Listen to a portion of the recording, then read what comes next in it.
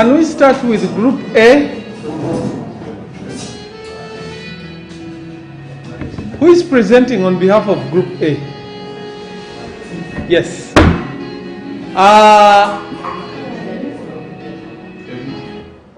Thank you. Okay, we are ready. At Group A, for us, we looked at 8 themes. The 8 themes, we began with the emergency of Obstetric care, obstetric care, that is EOC. Okay. And then we looked at we said another one is extortion of monies and health requirements. Then we looked at the drug stockout. We looked at the theft of drugs and other requirements. And we looked at absenteeism, poor facilitation, understaffing, and accessibility to health facilities. Those are the 8 we came up with. And then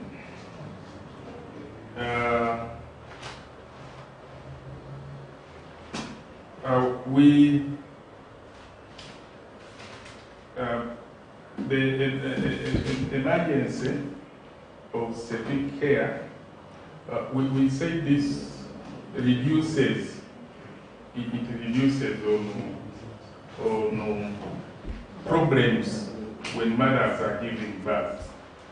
We looked at, we were trying now to look at some statistics because we say that mortality ratio in Uganda it is about 336 maternal death. Sorry, just a minute. Guys, I really wish we can settle down. There is a lot of movement and it distracts other people. Please continue. Maternal death per 100,000 lives brought on earth. And then the infant mortality, we say it is at around 43 deaths per 1,000 lives. With 42% of mortality occurring during the neonatal period. And we also say that 97% of pregnant women at least attend one antenatal care visit. And then we say 60% of them, of the women, the mothers, complete 4 out of 8 recommended visits. And we say 29% have their first visit during the first trimester. And we looked at extension of funds. We say this is almost in all of these facilities around the country. And we say this is because the government is poorly paying the medical staff. That is why they go in and start asking for money, start asking for soap, and the other things which the government is supposed to do so that the mother finds them in the health facility. Now it is the mother to go with them. And there we find problems that some mothers, even the understanding of our community is also a problem. Because these things are going to work on his wife or the mother herself. But we have that negative attitude that it is the government which is supposed to do that. And then we say we forget that it is our lives. Then we say it is the government which is supposed to. You go bare-handed. And by going bare-handed, you are putting your life or your wife's life in trouble. And then we say the government should come out and motivate the health staff.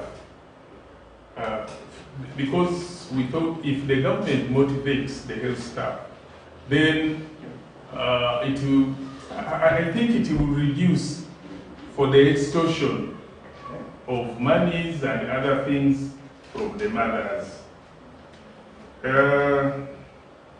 Then we went for the drug stockout. We said almost all health centers, all health facilities lack enough drugs, which causes a lot of problems. And we say little money given to health centers or health facilities. These are now the causes.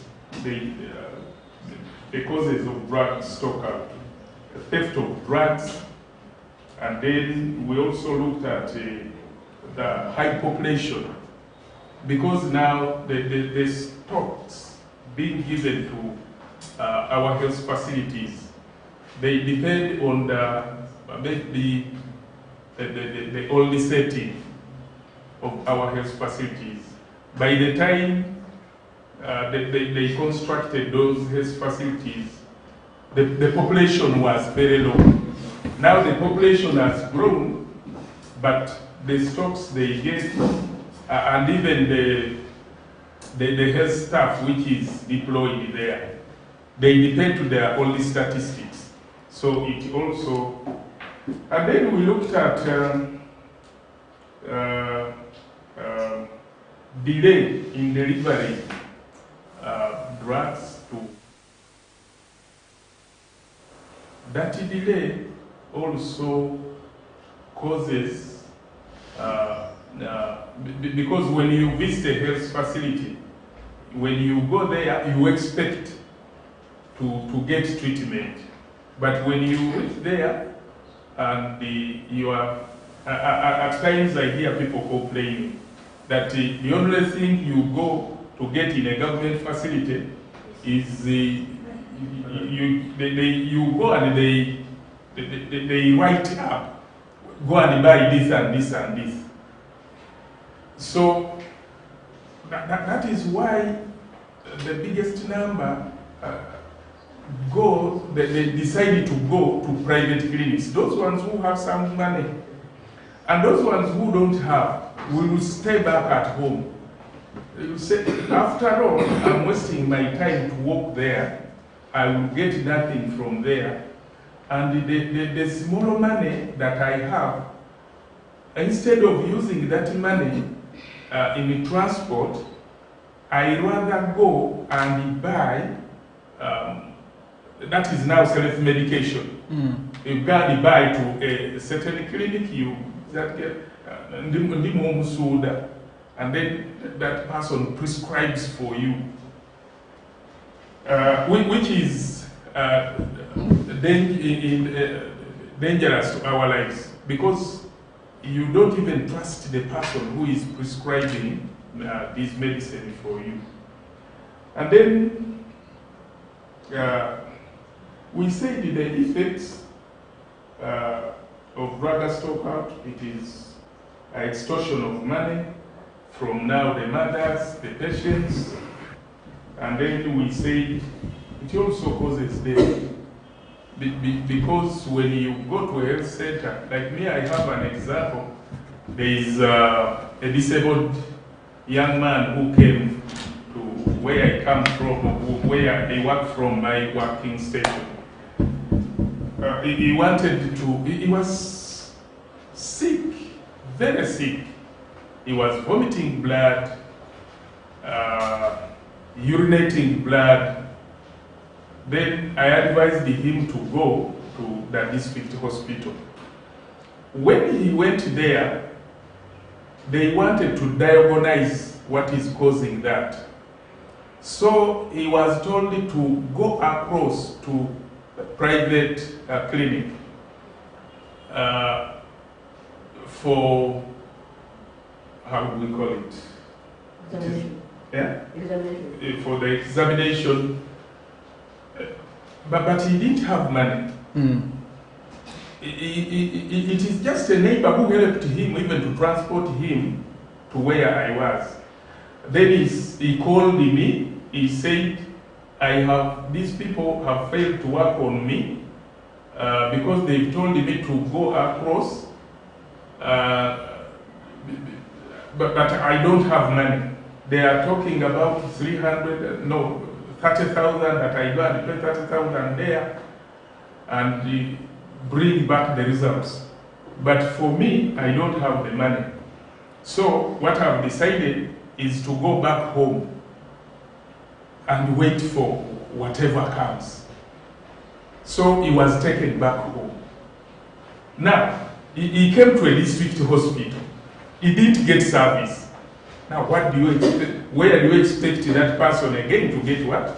To get service. So he just went back. I don't know what is happening to him. And then we say it also causes unnecessary referrals.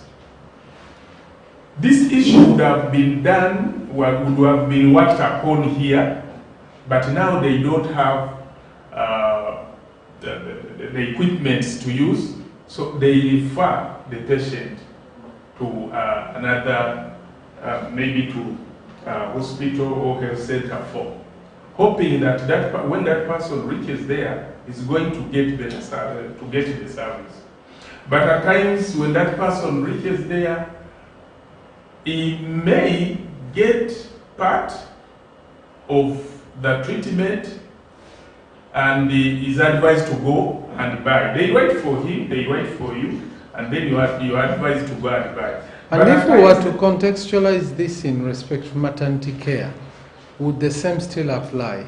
Yes. Okay. Because we need to keep it within that frame. Yes, eh? Because now the mother, let's say if the mother goes to a health center 3, and then she gets more complications there, and the health center 3 feels they cannot work on her because of the intensity of the problem she has. She will be referred to the health center 4 or a district hospital. At times you find that the person being referred doesn't have money for transport. But can I put a pause there and we ask ourselves this question, because what you're discussing is very important. For them, they are doing what they are prescribed to do. Yes. So for us as journalists, it's important before we even go into the other step, because what you're describing has very many angles, beautiful angles, which we can explore. But we need to be certain and understand at which point does health center 2 or 3 refer someone upwards. What is it that's going on that they cannot handle? Because it's no longer just an issue of whether we have the machines or we don't have. Or whether we don't have the machines, but it could be something, and it's very important that we understand that. Now, as to whether this person, when they reach there, the needs and the support that this patient or service seeker will need is very is higher in terms of monies that they can't afford, we can look at that as well. Because it doesn't change. If it's a poor person, even when they came to the lowest health center, they were still poor. Referring them might only make the problem worse, but okay. But if we can understand that this particular health center, if a woman comes in with this and this and this, the best thing they can do is to refer. We need to understand that, and so that we can document it. Otherwise, we might run the risk to say that this particular health center, for them, whoever comes in, they just push them out without bringing out that objective eye. So our learning curve in that particular regard will be, at which point do you refer an expectant mother and why? But also we can be adventurous enough to understand what are the dangers and what are the challenges? And then we can ask them that, but what if you are referring a person who actually doesn't have the money that's required up there? What's the fate of these people? Of course, they'll explain to you, but at least you'll understand that from a procedural point of view, they did the right thing. Yeah. And I say this, but also I could put a caveat on it that when we were in Jinja district and discussing the same issue, we saw service providers between these centers kind of go at each other. They were like, you people, when people come to you, all you do is refer. You just keep sending people to us, you know? And then the other ones were like, but if we've used this money, they call it the patograph, and we've used this and we realize this woman is not going to have birth here. Maybe there are complications, maybe she needs a C-section or whatever. What do you want us to do? We are supposed to refer. And then the other ones were like, no, sometimes you're just neglecting work. Because you see it's already closing and the time is closing, it's a weekend, so you fill in these references and you just send them to us, and you know, all that comes into play. It's for us to investigate and find out the truth.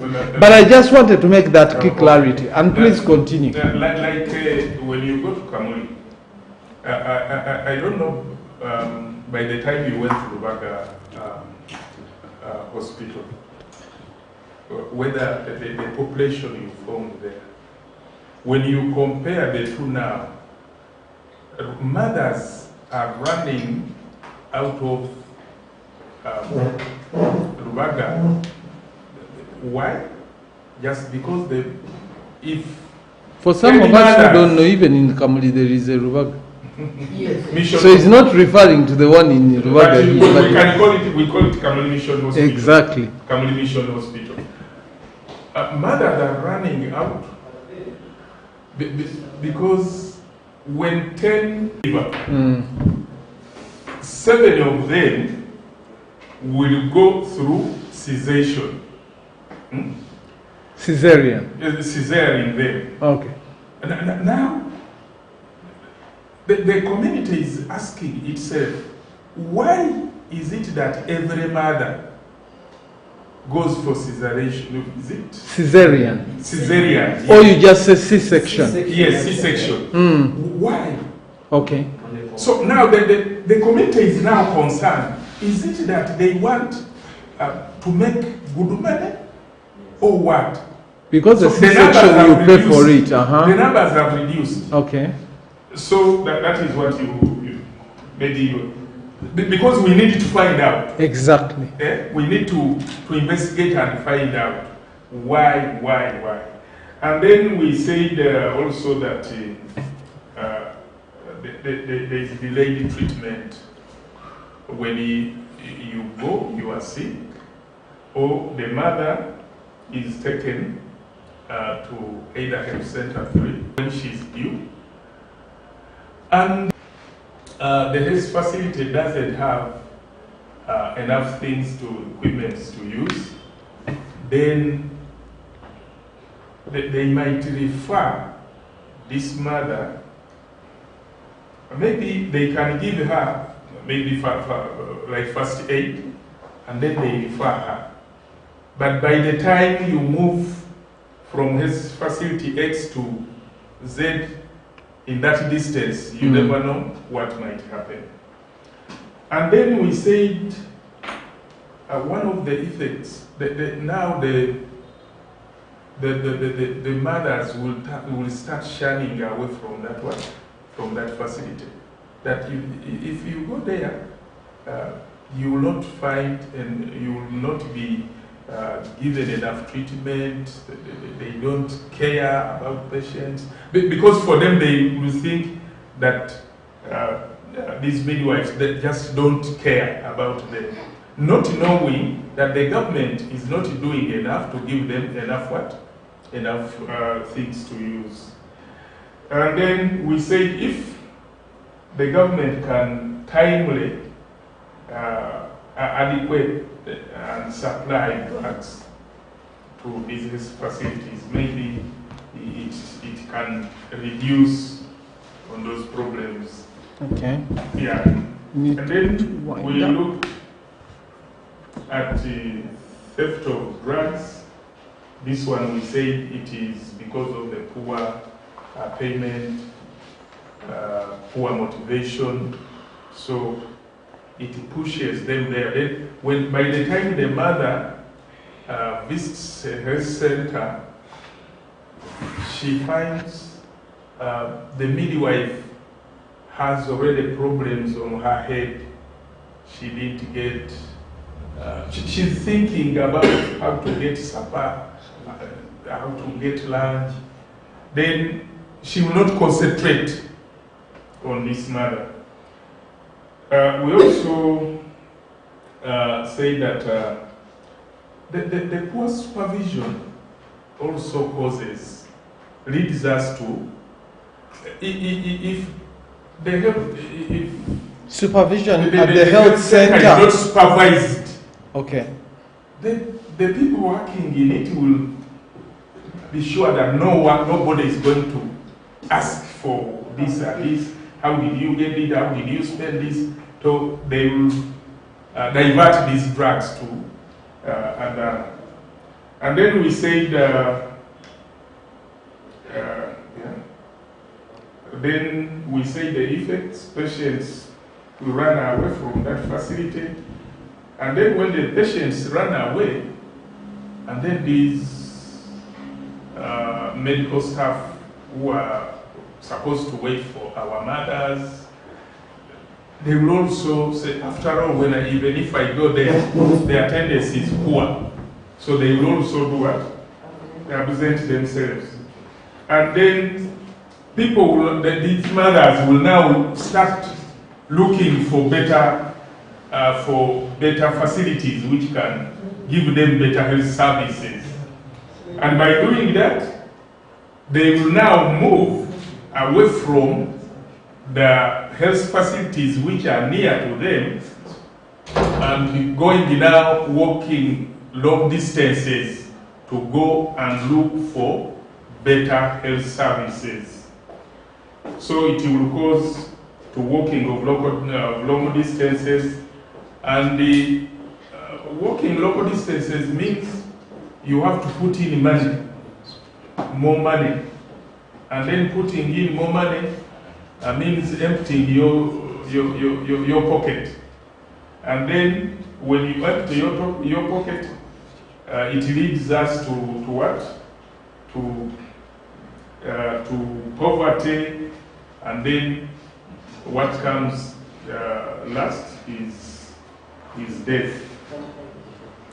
So we say there should be effective supervision and the motivation of the staff.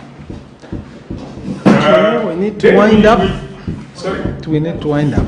Yeah, I'm winding up. Then we said accessibility to health facilities. We looked at the distance to the health facility. Okay. Because the government plan says that the distance from a person to a health facility should not be more than 5 kilometers. So it should be in that radius of 5 kilometers. So we also say means of transport to health facilities. Mm-hmm. And then we looked at the road network. Poor road networks also cause problems to our mothers. And then accessibility now there are mothers who are the disabled. Others can't walk. Being a disabled person does not mean that she cannot conceive. But when this mother goes to the health facility, can she access going inside? Are there ramps where she can easily push her bicycle and enter and access the person she wants to, or the midwife who can attend to her? So that is what. Thank you very much. This is group A. Group A. Excellent work. Another round of applause. The group talked about the themes and then elaborated and really went deep into some of the issues, what is coming up. I think what we'll need, which is very, very important, and I'll ask the group that you need to document these themes and then share them with the Secretariat, because we'll look at these themes again. One key aspect I wanted to highlight was they talked about a very important point, which we can again use as a theme, but it was in part of what they were discussing, and it's the theme called accountability. Accountability across board, okay? In the example he gave, he mentioned that they feel that sometimes there is the issue, I won't say lack, but there is the issue of supervision, okay? And here we are not going to turn ourselves into technocrats within the administrative units of health centers and the like, okay? But if we are to look at supervision, then that can become part of the accountability. And then he went ahead to elaborate that, okay, are people doing their work when they're supposed to be doing their work and the like?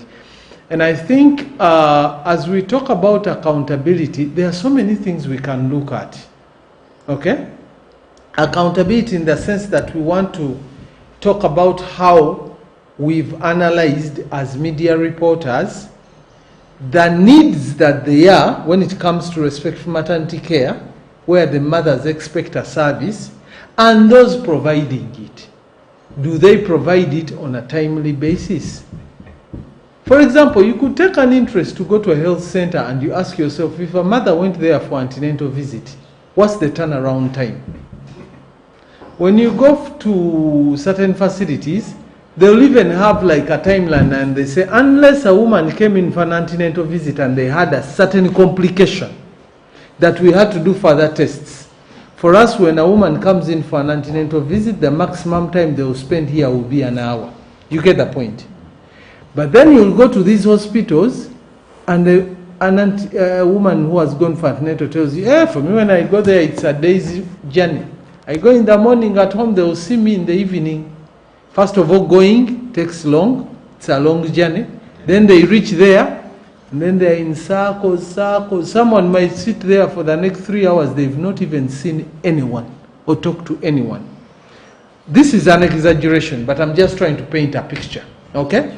It could be that hospitals already have systems in place that ensure that the turnaround time, and when mothers come for antenatal, they spend as less time as possible and the like. We need to find out these things because they speak volumes. So we cannot talk about the theme of accountability and leave these elements out. We need to dig and find out. Because whereas at the end of the day, on the peripherals, we might say, but nurses are never there or whatever, you might actually be looking at a crisis issue where you want a nurse or you want a midwife to deal with a ratio of attending to 60 women expecting antenatal services within a period of 2 hours. How practical is that? So for you, if you do not analyze that information that way, you render yourself to write a story that's biased. You get the point? That you need to understand that, okay, ideally, how much time would it need for a midwife to attend to a woman who has come to antenatal, for antenatal? If they're just going to do rapid tests, just quick checkups and the like. If a midwife can establish and say that in that case I can spend like 30 minutes on a woman, that already will give you the math. Let me say 30 minutes, turn that into 40 minutes, give or take. So, in 1 hour and 20 minutes maybe, the midwife ideally should be seeing maximum 3 women, right? But what if they are staring at around 200 women who've come in? So if at the end of the day, I'm supposed to explain why the services are slow, okay, and they are trying their level best. If you came in as number 60 on that day out of 200, I wouldn't be so surprised that it took 4 hours before the nurse or midwife talked to you, right? Yeah. Exactly. But if you came into a health center where there are 20 midwives on the floor and you're about 100 women, chances are your turnaround time is going to be what? Less. So if we have that information, our coverage will take a different tone. Perhaps at the end of the day, we'll focus on the fact that the nurses are overwhelmed. The midwives are actually overwhelmed. We don't even know how they perform these tasks. And maybe you might dig a bit further and you ask them, but look, if you have 200 patients or clients, how do you close the day with all of them having received the service? Then the midwife will be happy to tell you that, look, we try to categorize. If a person comes in, I can see they are healthy, I do the basic tests and you say which ones are those. I do this, I do this, I do this, and they are okay. Then I don't have to dig deeper. For example, I'll tell you when we were doing validation, at least for me, I learned something that when women go for antenatal, there is a card where they are checking and things like that. But the midwife told us who we were discussing with, she told us that ideally when a woman comes in, we are supposed to spend time even counseling them, talking to them. Are you eating well? Do you sleep well? How do you feel? Do you feel sometimes when you are uncomfortable? When does that happen? Is it because of a sitting position? But the woman said, if I have 300 clients waiting, where will I get the time to offer such feedback? So she said, I'll just look at the basic things as long as you're okay and I've checked and then adios, goodbye. So they don't get that me time with the patients. You understand, eh? And it's important for us as media people to know. So, ladies and gentlemen, I'm encouraging you that as we are going to embark on this journey of trying to build advocacy in this respect maternity care area, let's be as knowledgeable as possible. Key point, let's be as curious. Whenever they say something you don't understand, ask for an explanation.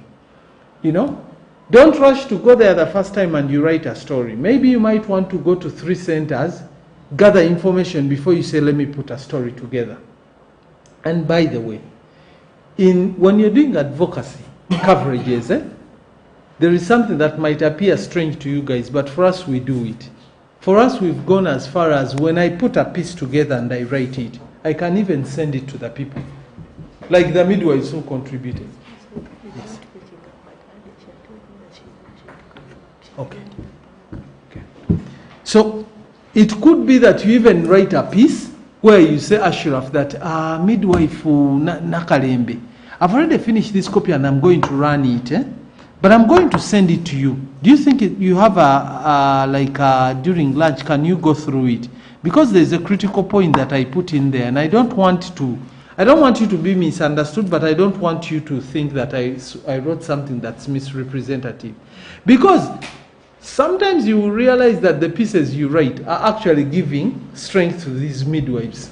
They are empowering them. So in that case, collaborate with them. Let them look at your copy. And at some point they might say, but Ashraf, this point you wrote, it's confusing. When we use this term, it's supposed to mean this, and the way you wrote it, it's meaning this. No, it's okay, let's correct it. For some, they might read and say, Ashraf, my supervisors are going to come and what? And then you discuss with them and you say, look, if you're not comfortable me mentioning your name, I'm going to call you Citizen Do. You're going to become an anonymous source. Is it okay? They say, yes, it's fine. Then you shadow them because you have to protect your sources, right? And then you continue with your story. Collaboration is very important because when you do that, the next time an issue comes up, that midwife will be the first person to call you, Ali, there is an issue here. I think you should follow it up. You are the guys who are helping us to put the frame out there. That is the politics now you find in Parliament. You've heard of some of the outspoken parliamentarians, especially those on opposition. They tell you this issue of coffee. I had people lining up in my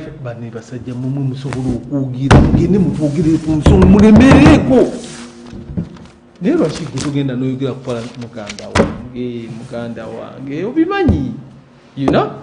So those dynamics will always be there. Otherwise, group A, thank you very much.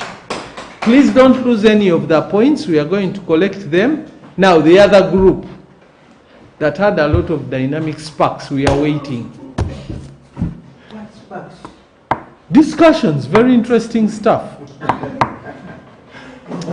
You would go off the rails and you would not mind. You remember when we were discussing autism? What has autism got to do with respect maternity care?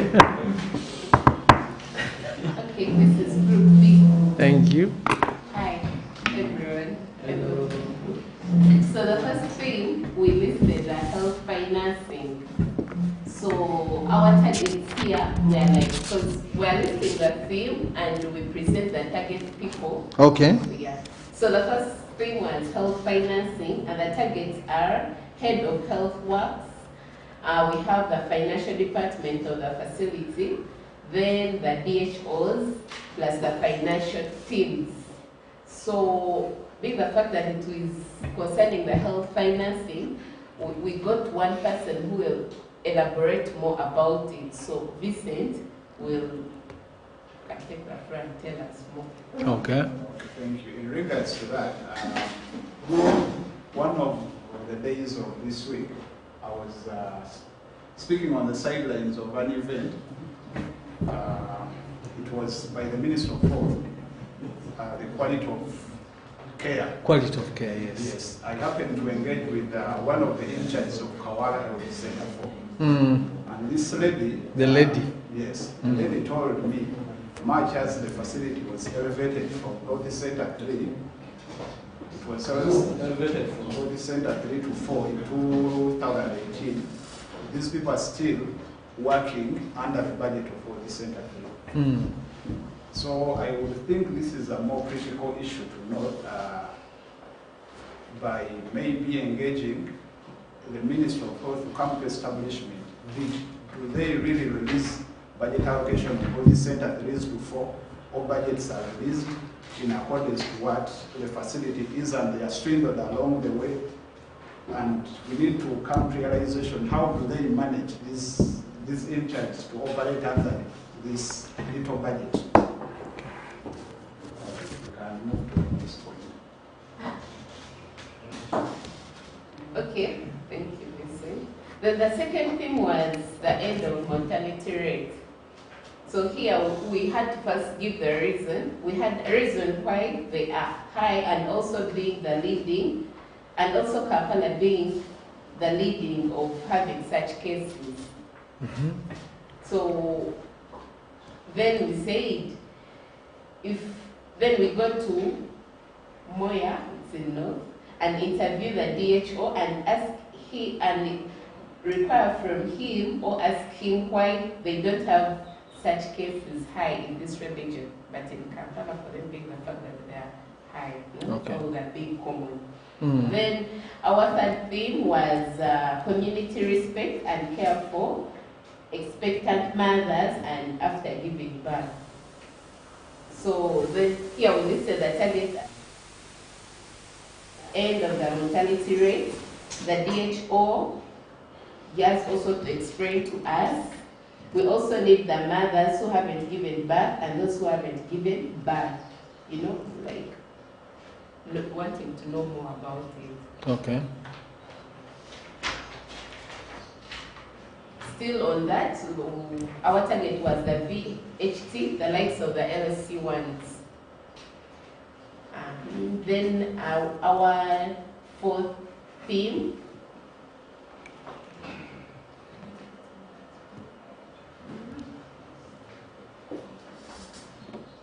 was the TPA, where we listed it as safe, good, culture, and health care. So why are TB Safe, good. Safe, good, culture, and health care.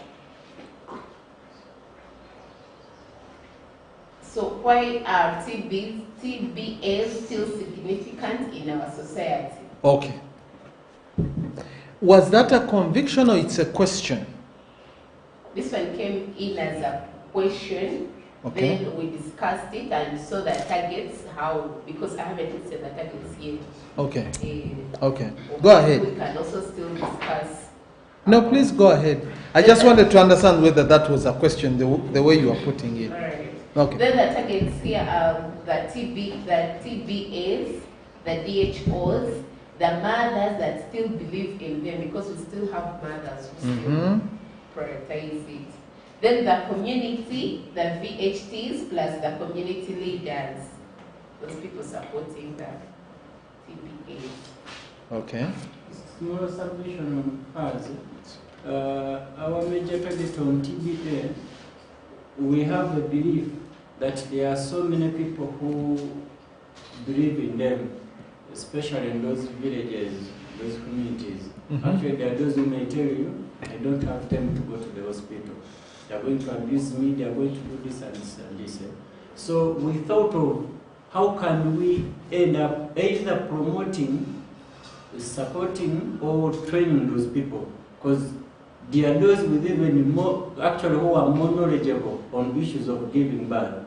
We will give you an example of where you go, and that TBA tells you, okay, your 5 centimeters may be to giving birth, but when I give you this, just chew this, in 3 minutes you'll be giving birth. And it happens. Yes. Yes. You go somewhere, they tell you, oh, my for valuable kumala emyaka ebiri, and in reality somebody has waited for those 2 years in giving a birth. But we are going to give you this. So we are saying that knowledge can't just die like that. You know, have that tendency of TBA, those are local people, they don't know anything. Instead of abusing or saying they are nothing, how can we come up with ideas which can support them? Either by involving, if possible, government, or training them to get those skills and involve them in these activities, and they say it can be of help than saying they can't do anything or they don't do anything. Okay, we can continue. Maybe to add on about the TBS. Yes. In one of the forums where we were in, one of the midwives even acknowledged that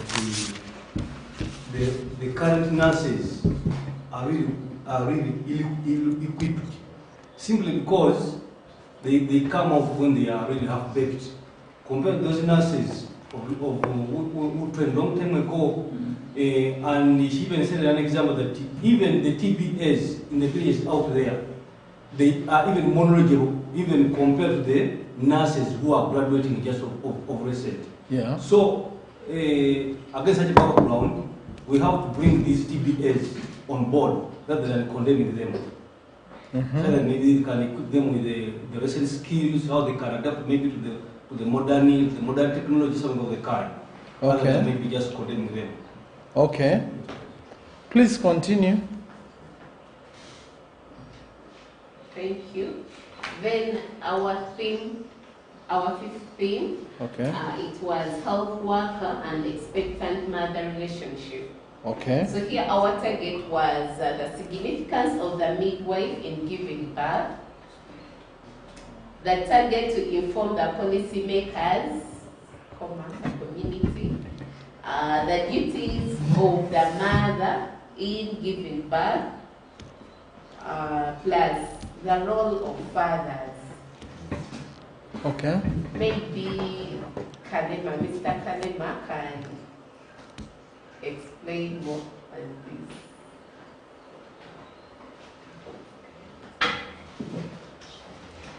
Okay, under this thing, we wanted to create like a story, starting from where an expectant mother gets in the world, delivers, gets out, gets home, the duties the father has to do, plus those in the community, in favor of keeping the baby healthy and the mother. And the mother. Okay. Yeah. Okay. That to me sounds. Move the microphone. That to me sounds like an ideal picture, right? My question is, how exactly do you want to portray this?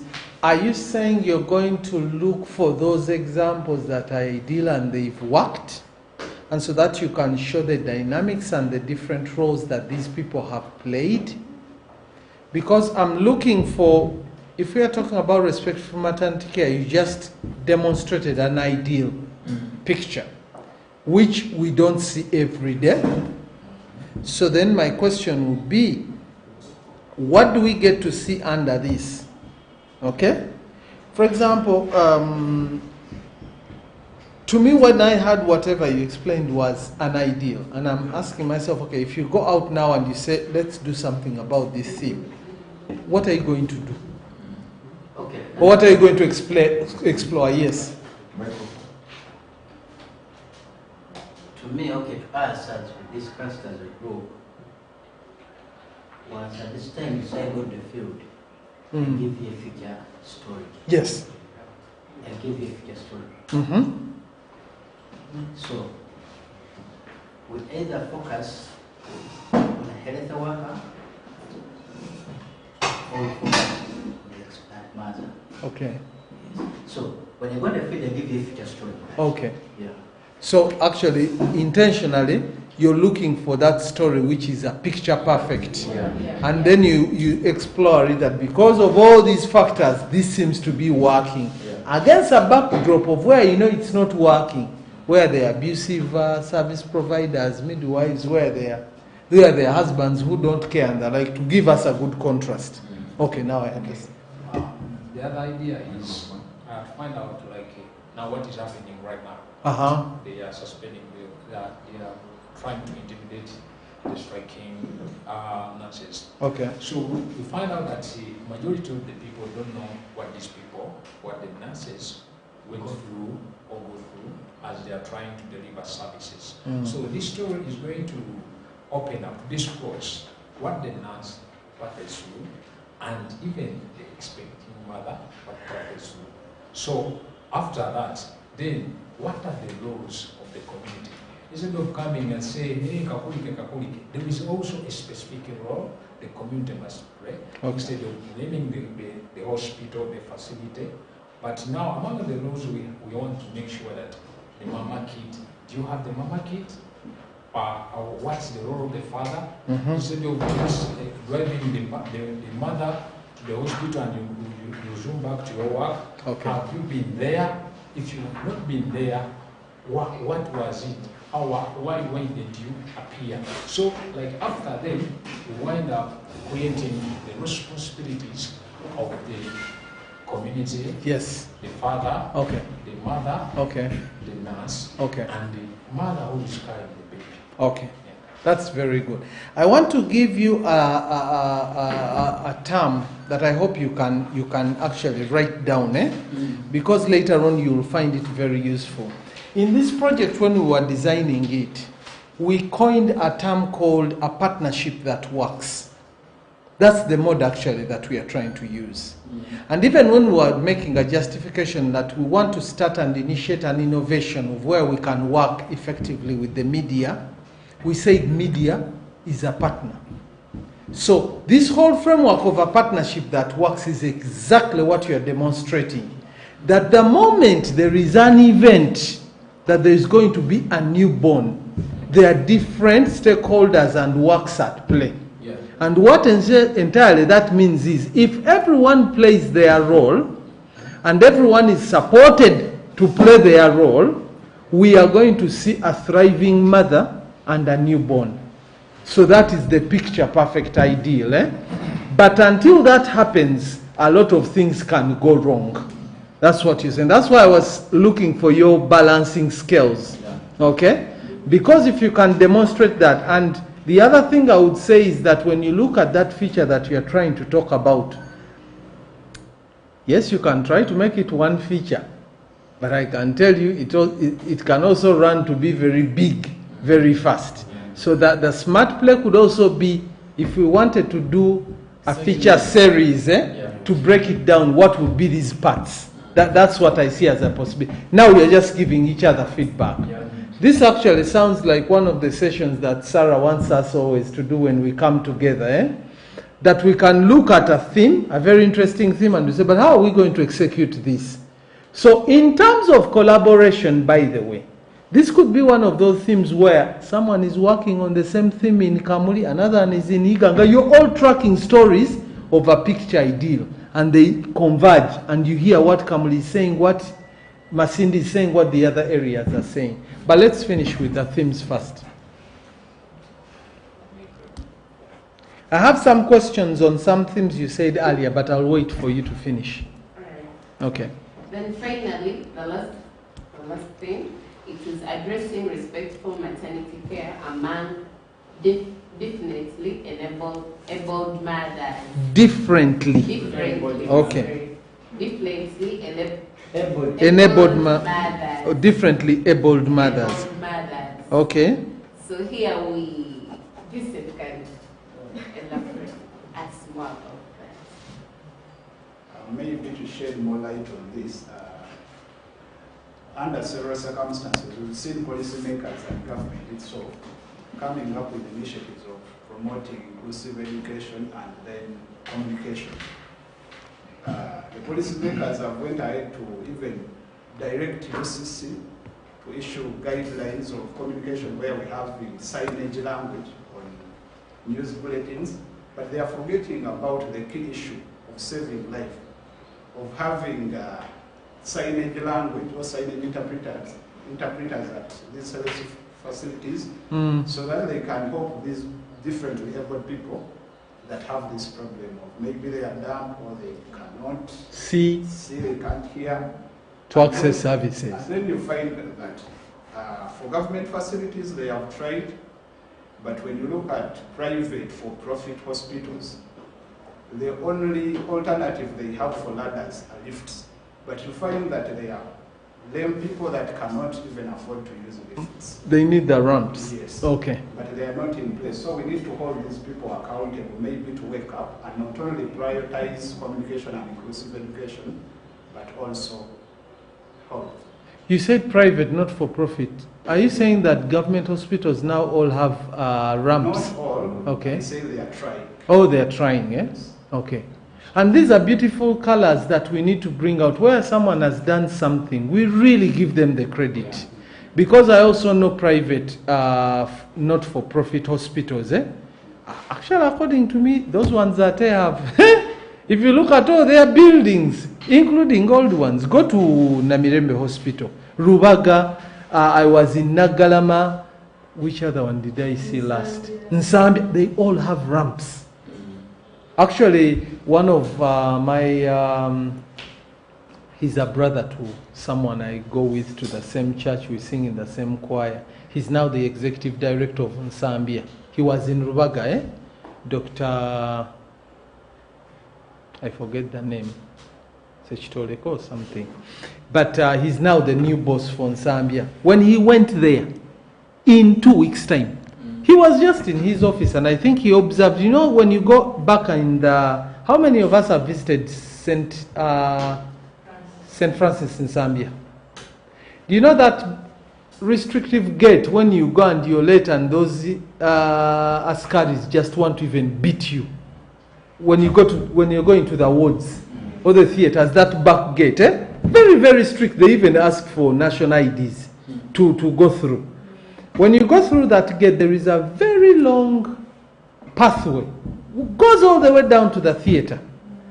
But it was rugged, it has rough whatever, and sometimes you see they are taking people on these trolleys, either to or from the theater. Maternity ward is there, the new one, and you see the car trolley, and you're like, my God, this person must be in a lot of pain and the like. You know, when you're sick, even a shake like that can make life worse. And I think the first thing when he went there, he told the administration to rebuild that ramp immediately.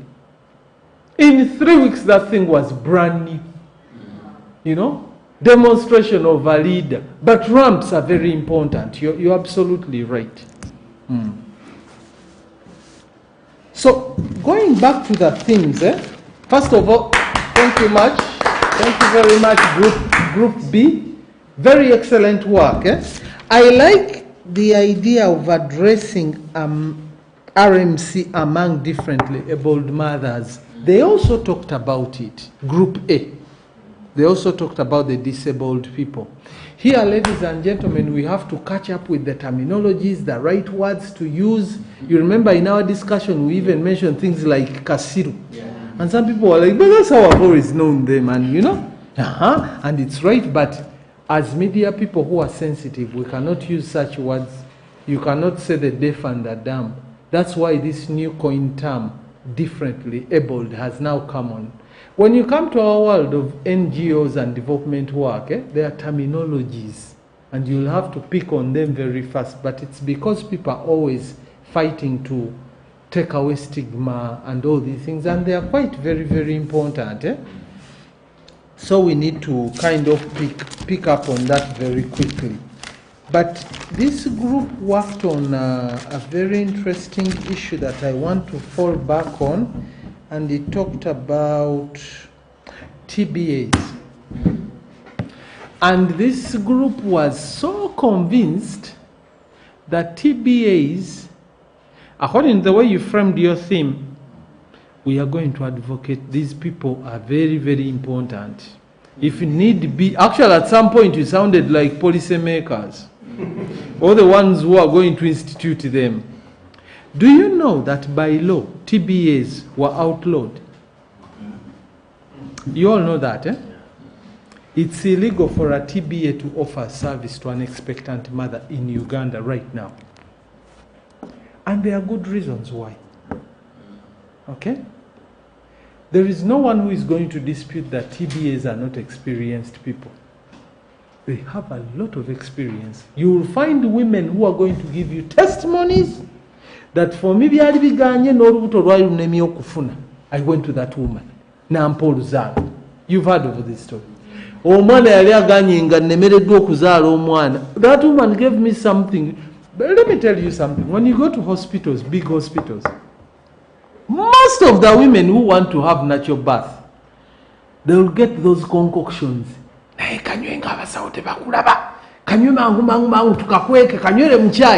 do all kinds of things. And I'm not here to dispute. However, you are going to be advocating to DHOs. You are going to be advocating to governments, to technocrats, to medical personnel. If you write a piece that tends to say, it will be a distortion in the eyes of the public. Because the government position, and we have to respect the government position, is that TBA's roles should be redefined, and they've been redefined. The government urges that do not cramp on TBAs, but a TBA should not stand in the position of a medical personnel. A TBA is not a gynecologist, is not a medical doctor. So the argument is, what roles should TBAs play? So your theme should investigate this. For example, your theme, and it's a very important theme, it should investigate the fact that we continue to see so many women who go to TBAs. And we've proved that so many of them are actually giving normal deliveries. Okay? Even But doctors are going there. the what? Doctors Going to who? to TBAs To do what? to get those skills. Even illegal from there, because Yes. we had It is a simple reality. We had a scenario in Kamuli. One of the wives of a health inspector died in the hands of a TBA. Very possible. When she had gone to deliver from there, she don't have from Kamuli Mission Hospital. And went to a TBA. Yes. And you see what happened. And there is nothing to guarantee that if she stayed in Kamuli Hospital, she would have been okay. But here is the thing.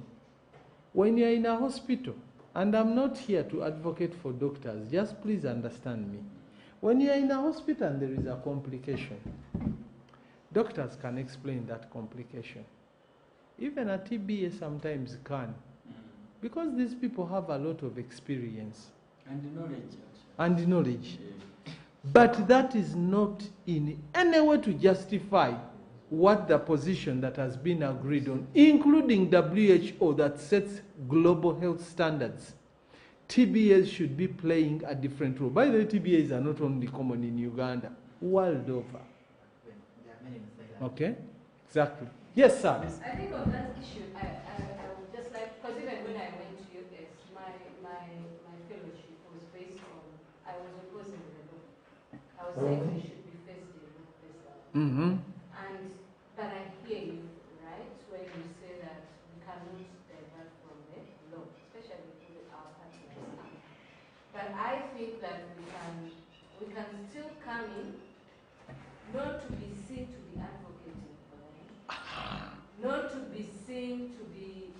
celebrating them, but we are not putting them down. But we are, as Herbert said, questioning why people still go to them, questioning why government passed a law that is not concept of its reality.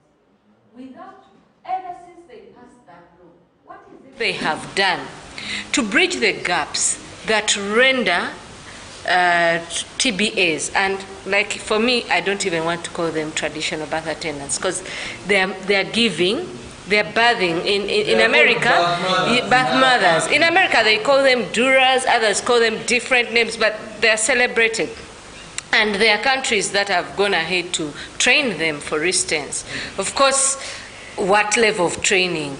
Rwanda has made them more relevant by making sure that they are programmed in the health programming and services.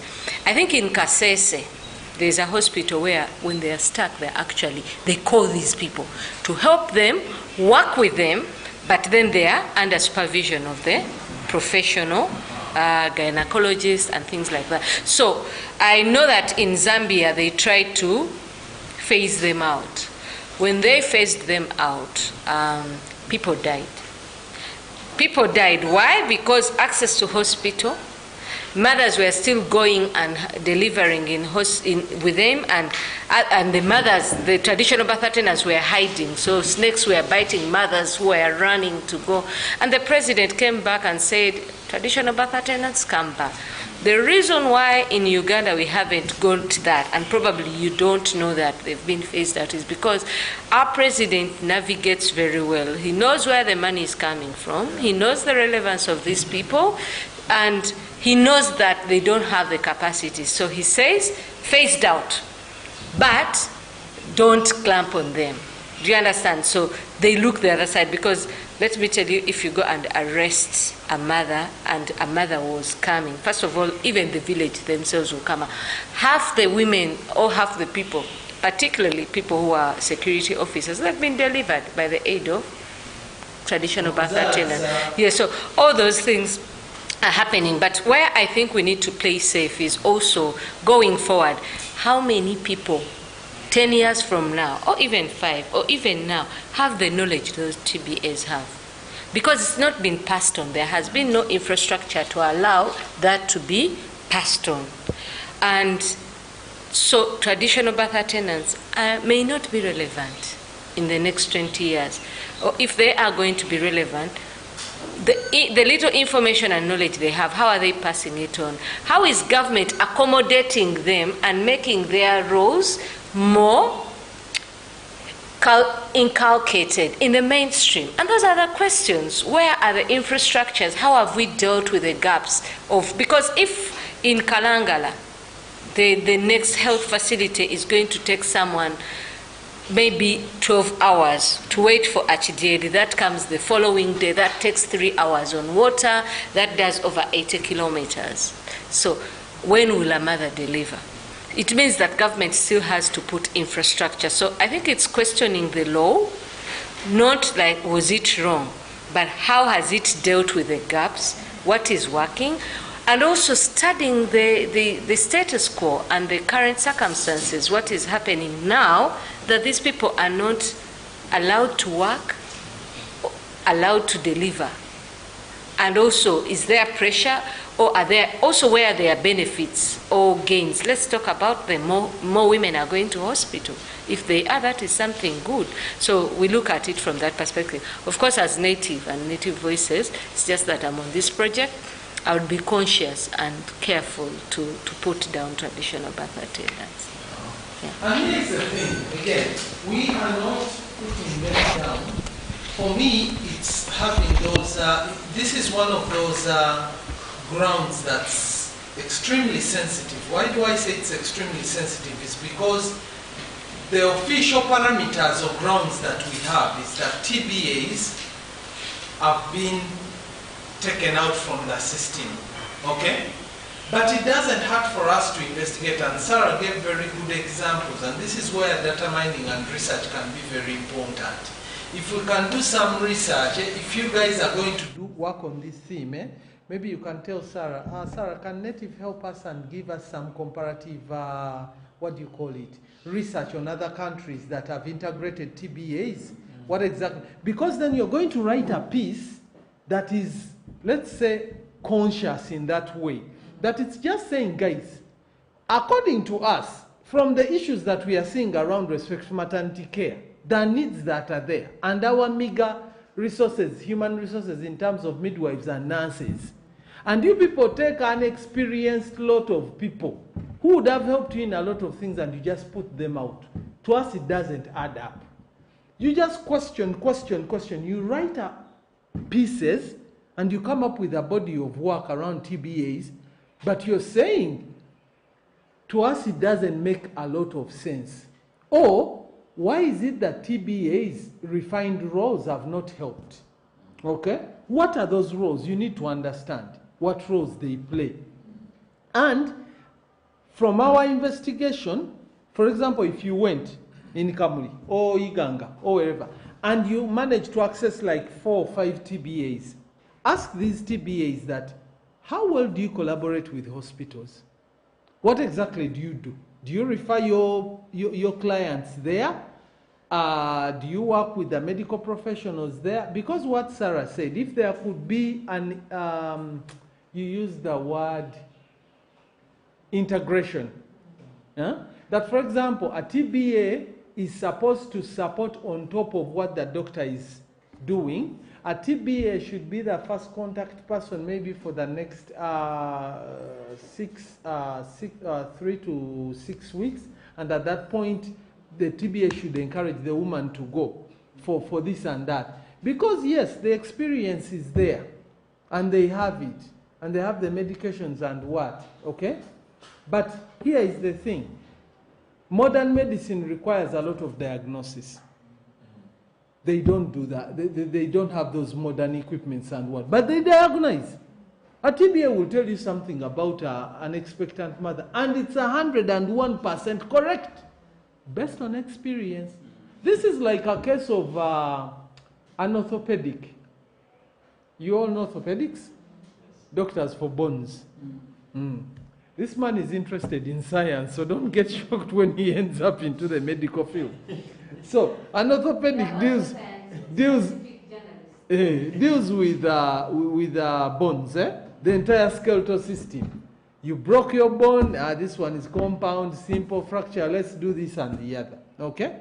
They'll take you into an X-ray and do all this and do that.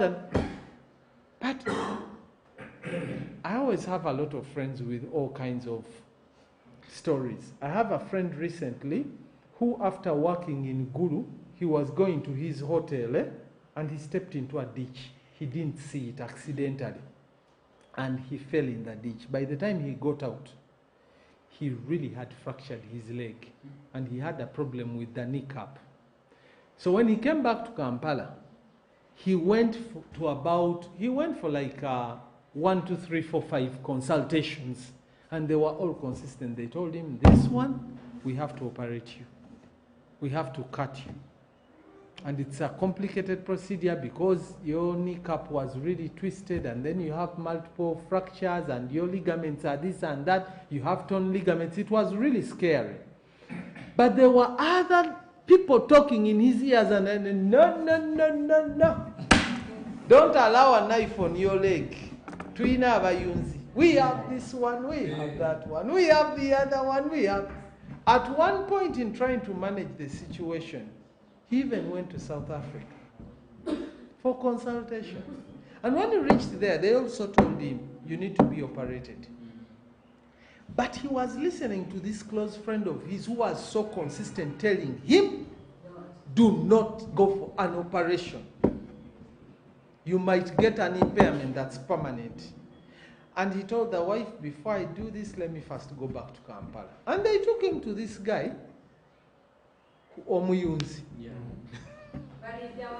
I don't even know. They tell me the woman is in Imbarara who worked on him. I don't know who this woman is.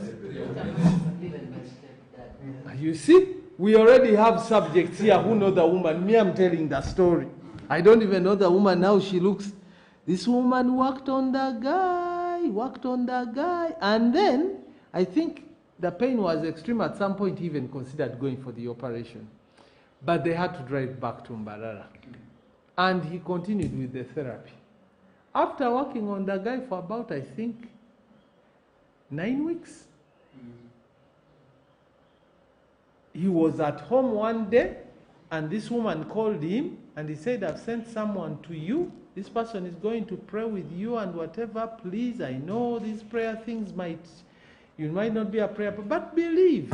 Because we try to treat, but God's providence is the most powerful and the like. This person is going to call you, he's in Kampala. And when this person went to this guy's home, this guy had just moved in his brand new house in Lubowa. He reached there and he told him, but everyone says you're badly off and what, but for me I see you're already healed. And he just told him, okay, we're just going to pray for about 3 minutes and afterwards we'll see. And then they prayed. Afterwards he told him, try and put these cramps down and try and walk. Just walk. He told him, I know everything with you is psychological, but you walk. Just walk, you will be fine. And the guy started walking.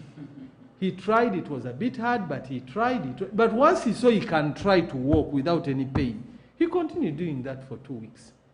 And at the end of the day, he did not go for the operation. They did post-tests, and his leg is realigning very well and the like.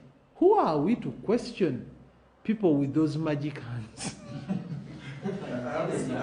But you see, when you talk to a medical personnel, he will tell you, come. Don't stop talking, come.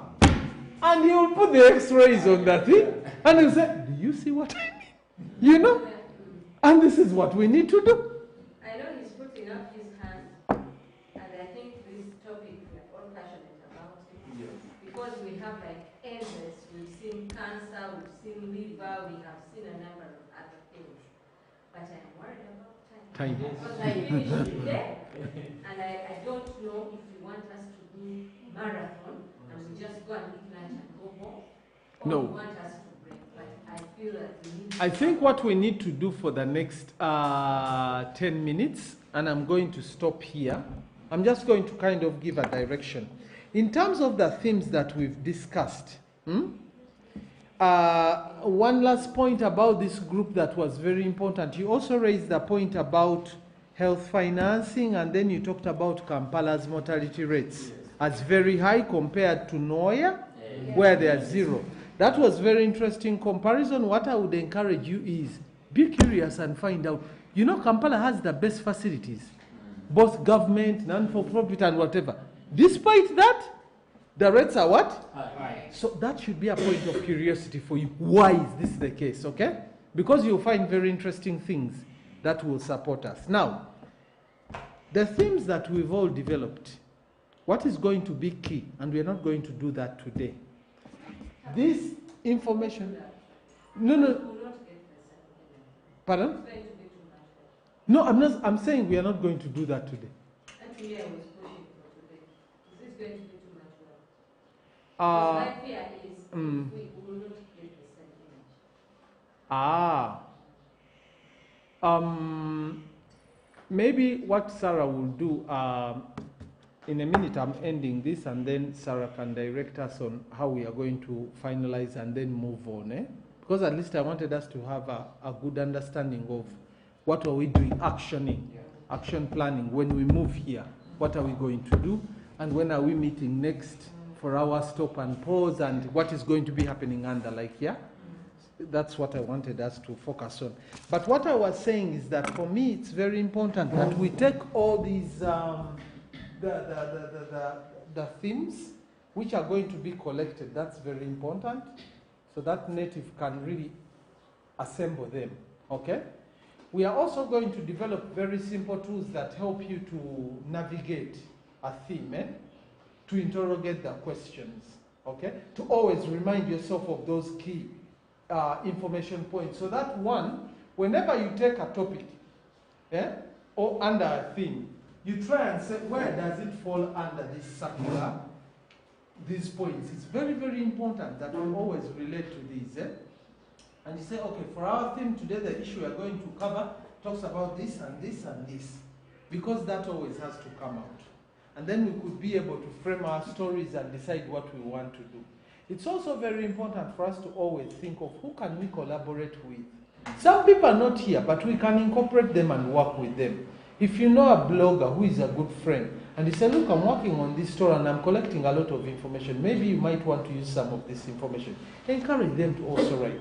If one of our colleagues is a blogger, and you can introduce them to other people who can do similar work, they will be happy to collaborate and get their material from that place, yeah, where they are not. So this is all going to be very important. So I hope we can work with our themes.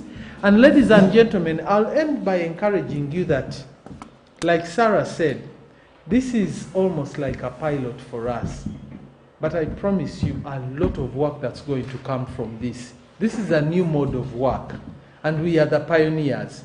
So let's gear up and really give it the power and the push that it deserves, so that then we can see this grow, okay?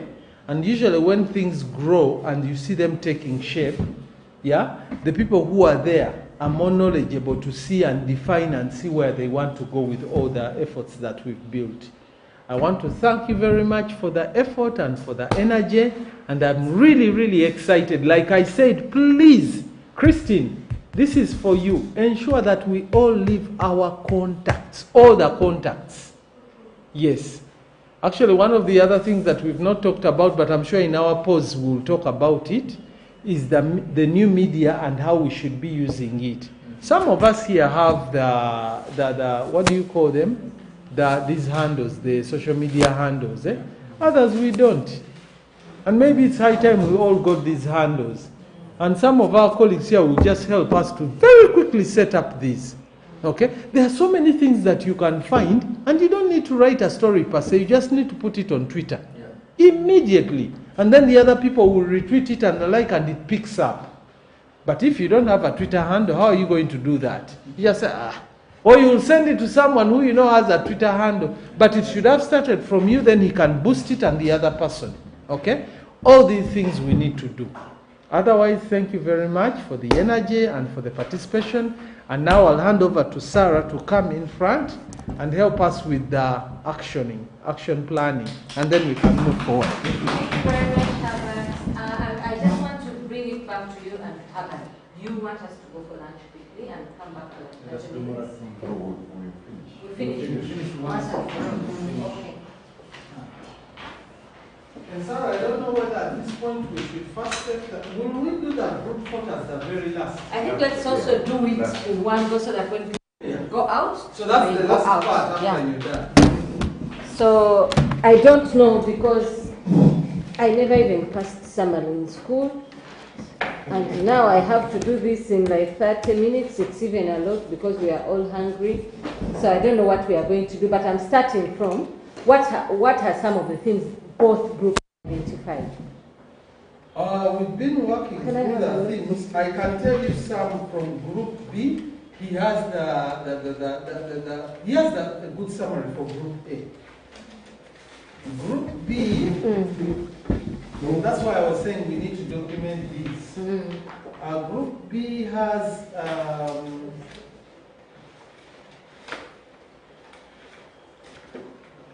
their first theme was health financing. Health financing. Yes. Can we tweak it to, are both groups okay with health financing? I mean, what I was thinking was that we'll take all these themes and try to kind of do simple write-ups under these themes and then reshare among the entire group.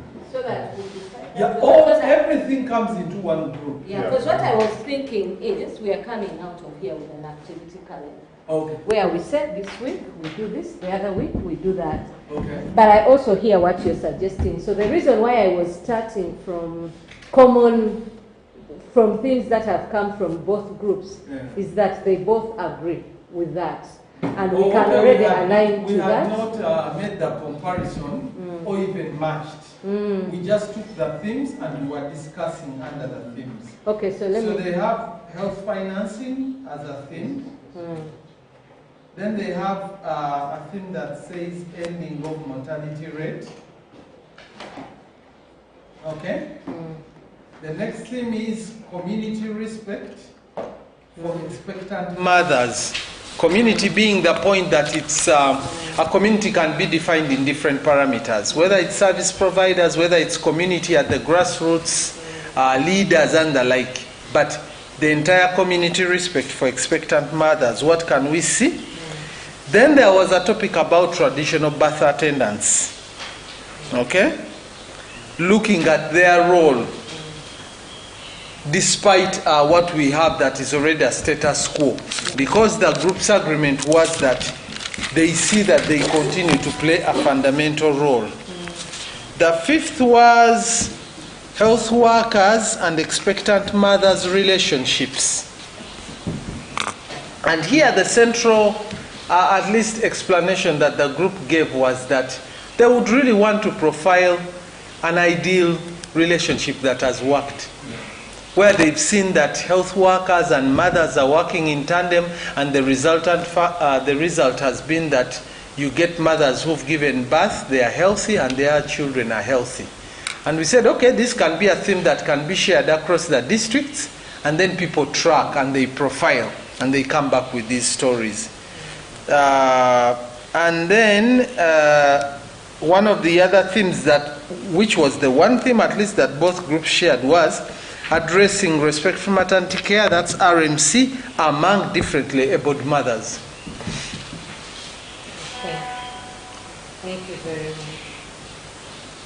Yeah, and then my colleague can continue with the other themes. We had emergency Obstetric care.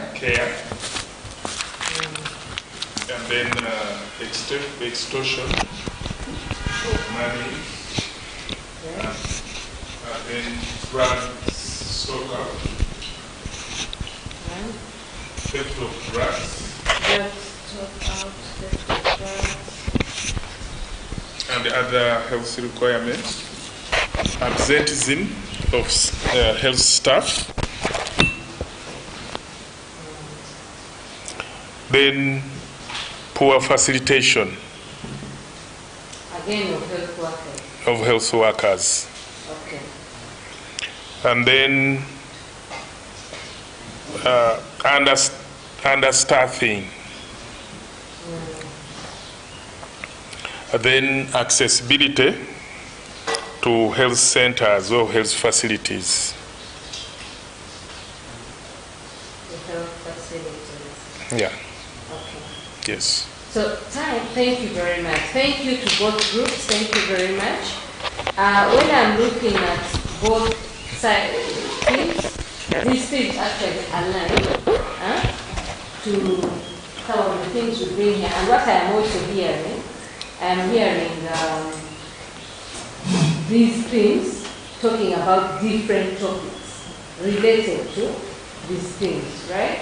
But now, the way we would like to propose to you, we would like to propose 8 weeks, which is 2 months. Because the project was like a 4 months project, including preps, including labs, including all these other things, right? So if we can identify 8 things that we want to work on, that does not mean that we cannot, or members cannot cover other things. Members can still cover other things that we could still facilitate if they're in our capabilities, or members can also do stories outside, because like we said that we were journalists before the project came. So that doesn't mean that we are going to restrict people to doing this or doing other stories. Yeah, so of course the other issue that we had was, which is okay that we have men, also it's important that men are on board in these issues, but also sometimes it brings out issues of women being a bit wary of sharing information. But we talked about language, although probably not exhaustively, but probably those are some of the things we shall be looking at. We talked about setting facts, We talked about notifying the women. We talked about notifying the women about how we are going to use the story, where, but also protecting the women, protecting the health workers, protecting our sources, some of whom might be in the health facilities themselves. So, among the subjects you have, I wanted to also look at some of the factors that contribute to mistreatment in childbirth. And I don't know if we want to, because when we say factors that contribute, maybe we are endorsing. But I am looking at now, first of all, let's start with the challenges of hospitals, health facilities, providing for differently abled mothers. Because that one is an area that we both agree on. But what I also see about it is that it requires a little time and preparations in terms of getting the information, what do the laws provide, what are the facilities, what are the differently abled people, and also there was someone who was supposed to present to us, Alex, his findings, and he wanted to do it next Saturday. So I am wondering, can we wait for Alex to give us his findings, because he conducted a national study on challenges people who are differently able experience, and then after that, then we go on with doing that, but definitely agree that that is one of the things we shall tackle. And then when we say we shall have a workshop, I know you people are very busy and we're working. Do we do that workshop in the evening, on a Sunday, like next Sunday? What happens?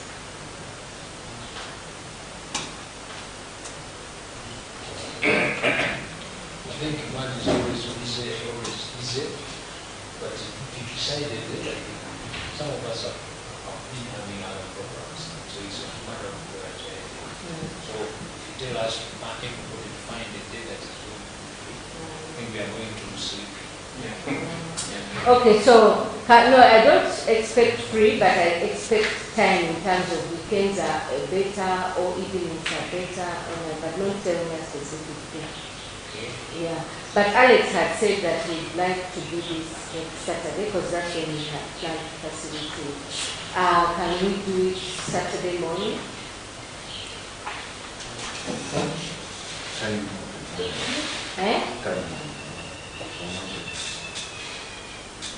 Can we do it from 9 to 10 or 9 to 12, or we do 10 to midday?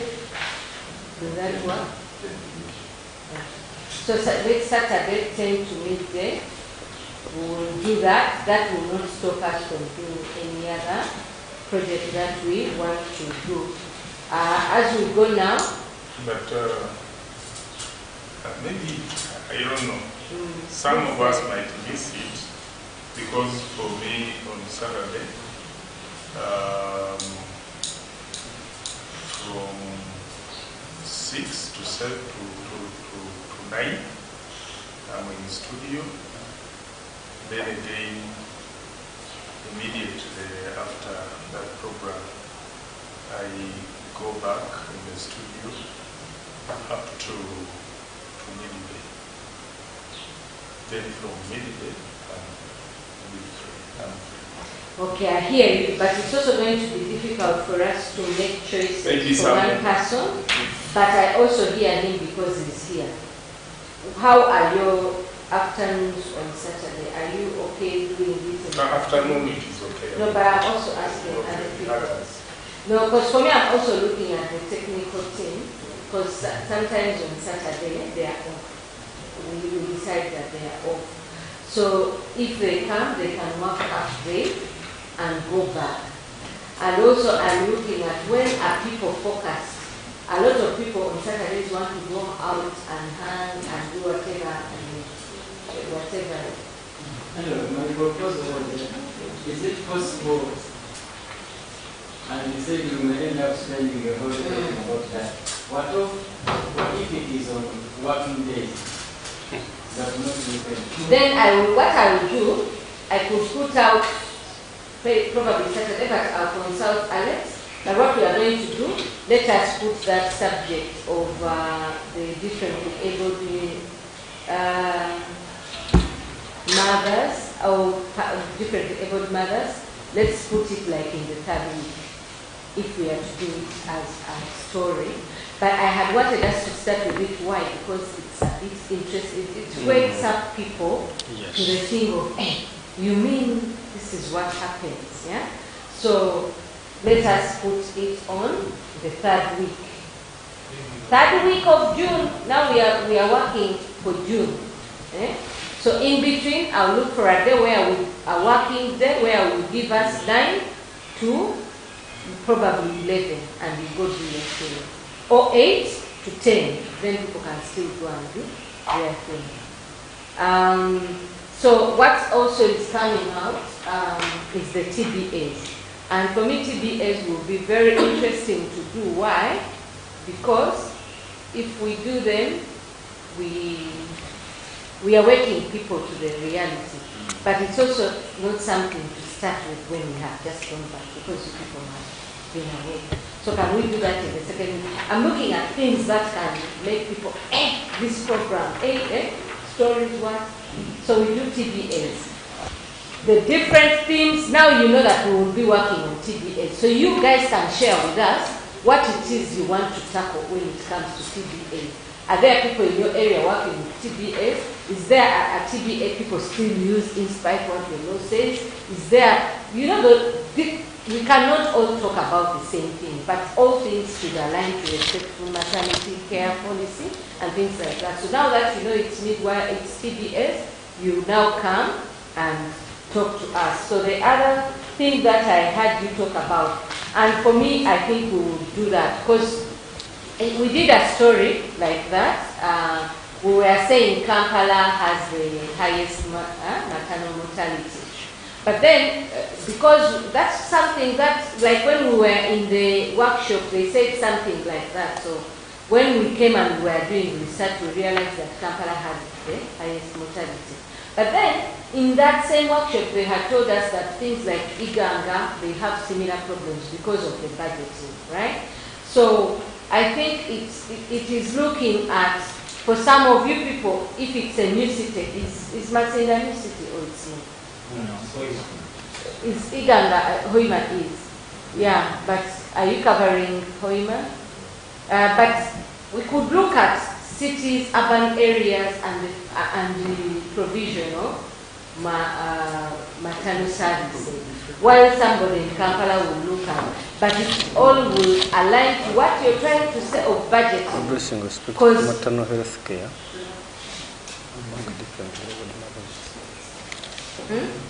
But you people can also still tell me, but I was looking at it as an interesting thing of all people looking at the maternal, let us say maternal and mobility rates in the respective areas and what is causing that, because it's a good introduction. And you had also talked about... That is which now? The first. The first. Maternal and mobility. Then we know we are looking at it in our respective, we are looking at maternal, the high maternal and mobility rates, but you guys explain what are the factors leading to it in your respective areas. Their chances are high, but I see you looking up, so please share with us your view. Chances are high that we are going to say the same things when we are talking about it. Infrastructure, poor pay, lack of this, women not getting maternity, or probably they will come up because you're all going to talk about the different things that lead to high mortality and mobility in your respective areas. Please. Maybe under this, thing, can we get like the questionnaire whereby we should focus our, because at the end of the day we are going to come up with similar stories. But there is no harm in coming up with similar stories, different people, and there is no harm in doing different. But what I'm going to do when we are done with that is I'm going to create certain scenarios, 1 or 2 or 3, and question and point out what happened. the different things, and maybe they will also give you more pointers in line with what we can also act as guidelines as we are doing for information.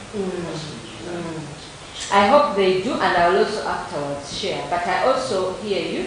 But I feel that when we start giving questions and whatever, we are going to limit people who are already doing a lot of things, because you people have been doing reports without us, and you are doing amazing work. So we can, you see, when you suggest what you're going to do, we could discuss something with you, we could have pointers, we could even share some of the things we hear in your area, or somebody else would probably share.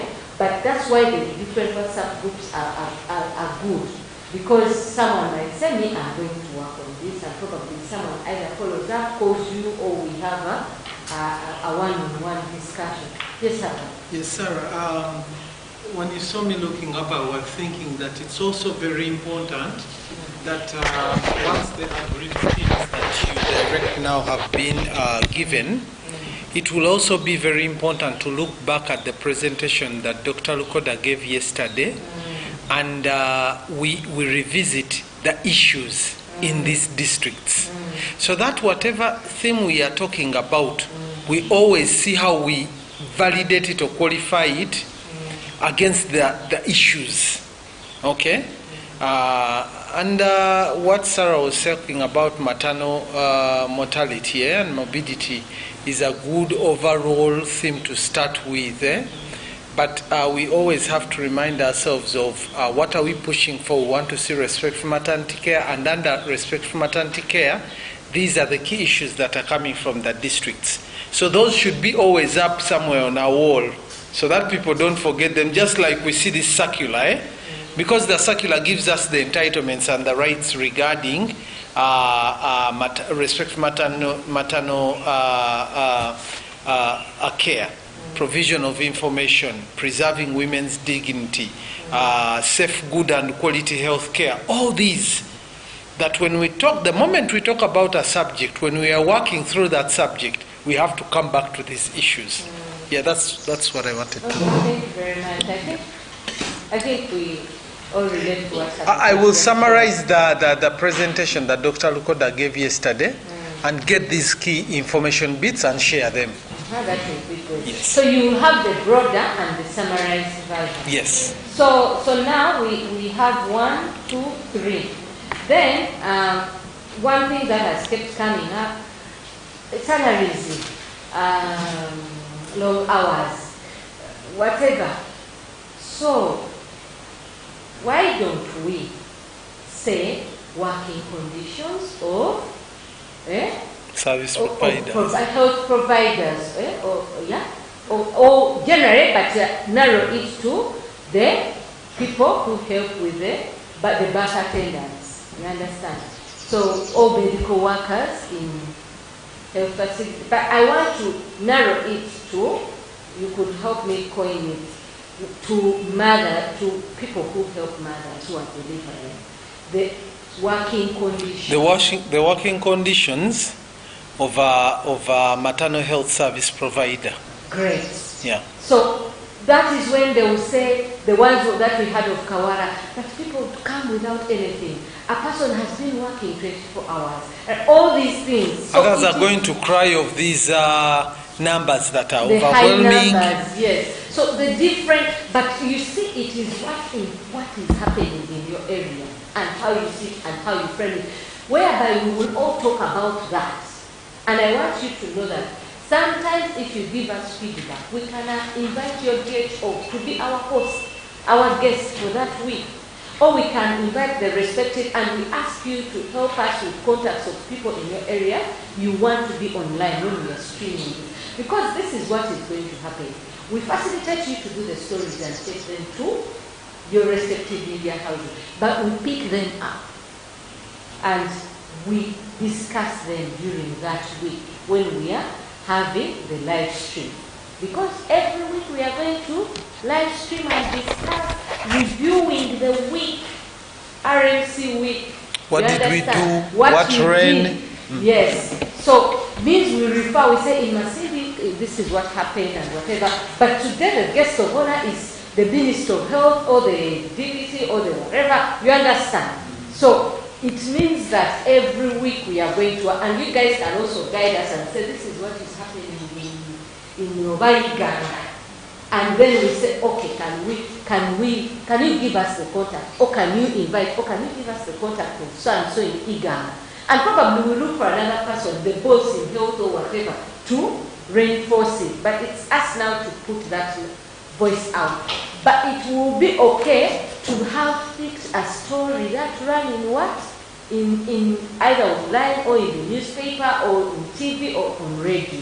You understand? That's why, among other things, we also need those stories that we are asking you during the exhibition that we shall conduct, where we hope to invite parliamentarians, where we hope to invite people in the health sector, development partners.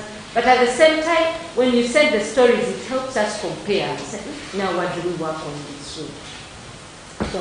So now we already have maternal mortality, we have TBS, we have in the third week we say differently abled people, where we talk about facilities and whatever, how their rights are observed. So week 4, had we come up with something for week 4? For me, I will also come back to what you have said, but there is something that kept coming up that I think will be very interesting. I think we have around 4 pieces now. Which one? We have TBA, we talk about the able mothers. Oh, yeah. Maternal and literate, then working conditions of maternal. Aha, working conditions. It's in there. Working conditions of maternal health providers. Okay. Thank you. So now, and I hope by this time people have picked up and are looking forward to this program. This one on top of the other reports that we are doing. So now we go to number 5. For me, I will go back to all these issues, but there is something that came up that I felt is irresistible. It is the private people and how they are regulated, how they operate, and then the not-for-profits, whatever. What are the linkages? Who supervises them? Because half the time people go to clinics, and when the condition is bad, they rush them to main hospitals. What they don't want are for those people to die from their facilities. But they already did things. What does the law provide? Who supervises them? Who checks for these private practitioners who are also providing midwifery services? And the not-for-profit, when they say they are not-for-profit, what are their bills? Well, we can deal with, like, practitioners or providers, non-government. Who supervises them? How do they provide their services and things like that? And I think, Herbert, you're screwing your face, give us ideas and yes. Questions or whatever. Okay. Same as the journalist. Let me say this. I'm hearing what you're saying. For now, I would say that we don't lose the thought of what exactly you just said. Let's put the issue just raised in one of our first parking lots, okay? Because if people, and I know people have ideas, it could be one of those ideas that we decide to say that, because I'm saying if we have all these things that you're helping us to come up with, it's good, but I would beg that you give us that room where people can be innovative, and outside what they've committed, they can also do on some of these themes and topics. Perhaps that could be one of them. I would want to suggest an area which I think can also be interesting, because remember, this is advocacy and all the other themes are addressing, but we need to have a theme that specifically focuses on the decision makers, the policy makers, the regulators, and everyone. And we are trying to question their role in view of what's going on. It's an accountability theme, because we are seeking to see how exactly do they account. If, for example, the facts are there that the hospitals are under-facilitated in terms of equipment, supplies, personnel, okay? And the numbers are there of maternal mortality, which by now we've built and we know what's going on. We really want to know, if it's a district, what is the leadership doing to address this issue?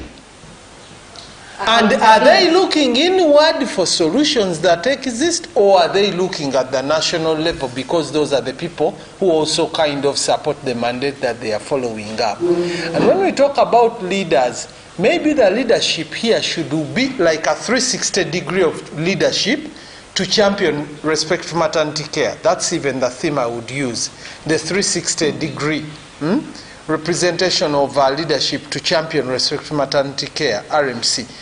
The leaders don't only exist in districts. Leaders are also at the community level. We are even talking about leaders in communities where we see either they are cultural, traditional, religious, and whatever. All these people have roles to play, which we can define. But the question is, are there those that are playing them? Some of the people might follow that and they bring you championship results. But others might say, in my community, according to my assessment, I don't see leaders playing their role. And then they would have to justify that assertion, okay, across board. I hear you, but two things have happened. You have brought an interesting subject, and you have also taken us away from the other subject before we go forward. When he was explaining, I got the idea. Not that I come up with the theme as number 6, but again, this explanation. I was like, it should be the role of decision makers in the care. That is very good. Even here I was thinking of the thing that says RMC says, which is we all have a role to play. Exactly. What's the role? But now I like it that you've narrowed it and you're saying the role of leaders in respective maternity care. Which is number 6. But I don't want for me to lose out on the role of legislation. Typically, it's a very important thing. No, like supervision and legislation of maternal health providers, private. That's where the question of this is rather hospital, they do this. This is a clinic here, it decided, it woke up one day and decided midwifery. When something happens, who checks? It's not only that, it's many things that you can come up with, but you're looking at supervision and accountability of private service, private maternity service providers. And when you say you're looking private health practitioners and how they are regulated. Private health practitioners and how they are regulated. That's the detail. Yes. So the role of leaders in RMC. So that is 6. 7. Can we do that one? How should we frame it? Actually, for me, Sarah, I think for us to also kind of spice it up would be, but that might not make it as focused as well. Maybe we just stick to it. Like regulation of supervision, regulation, and accountability. Of private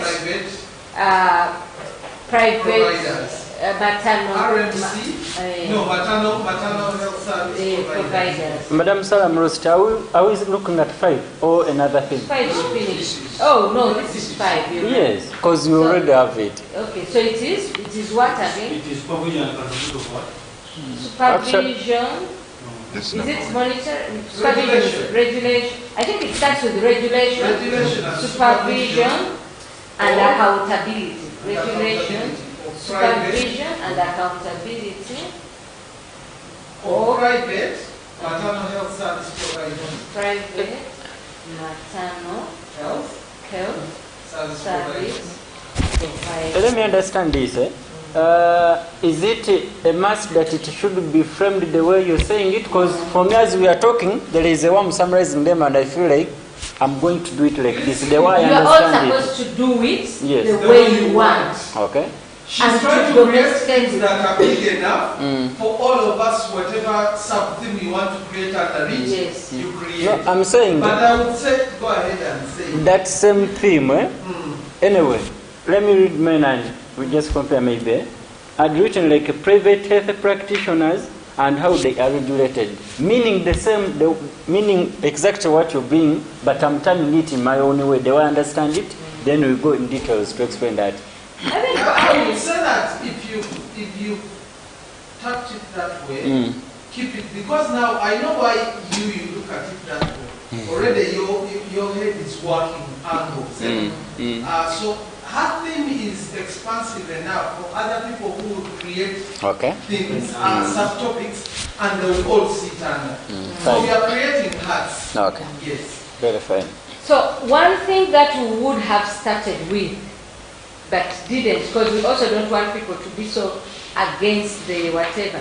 But I would like us to do something called the Mother's Voices.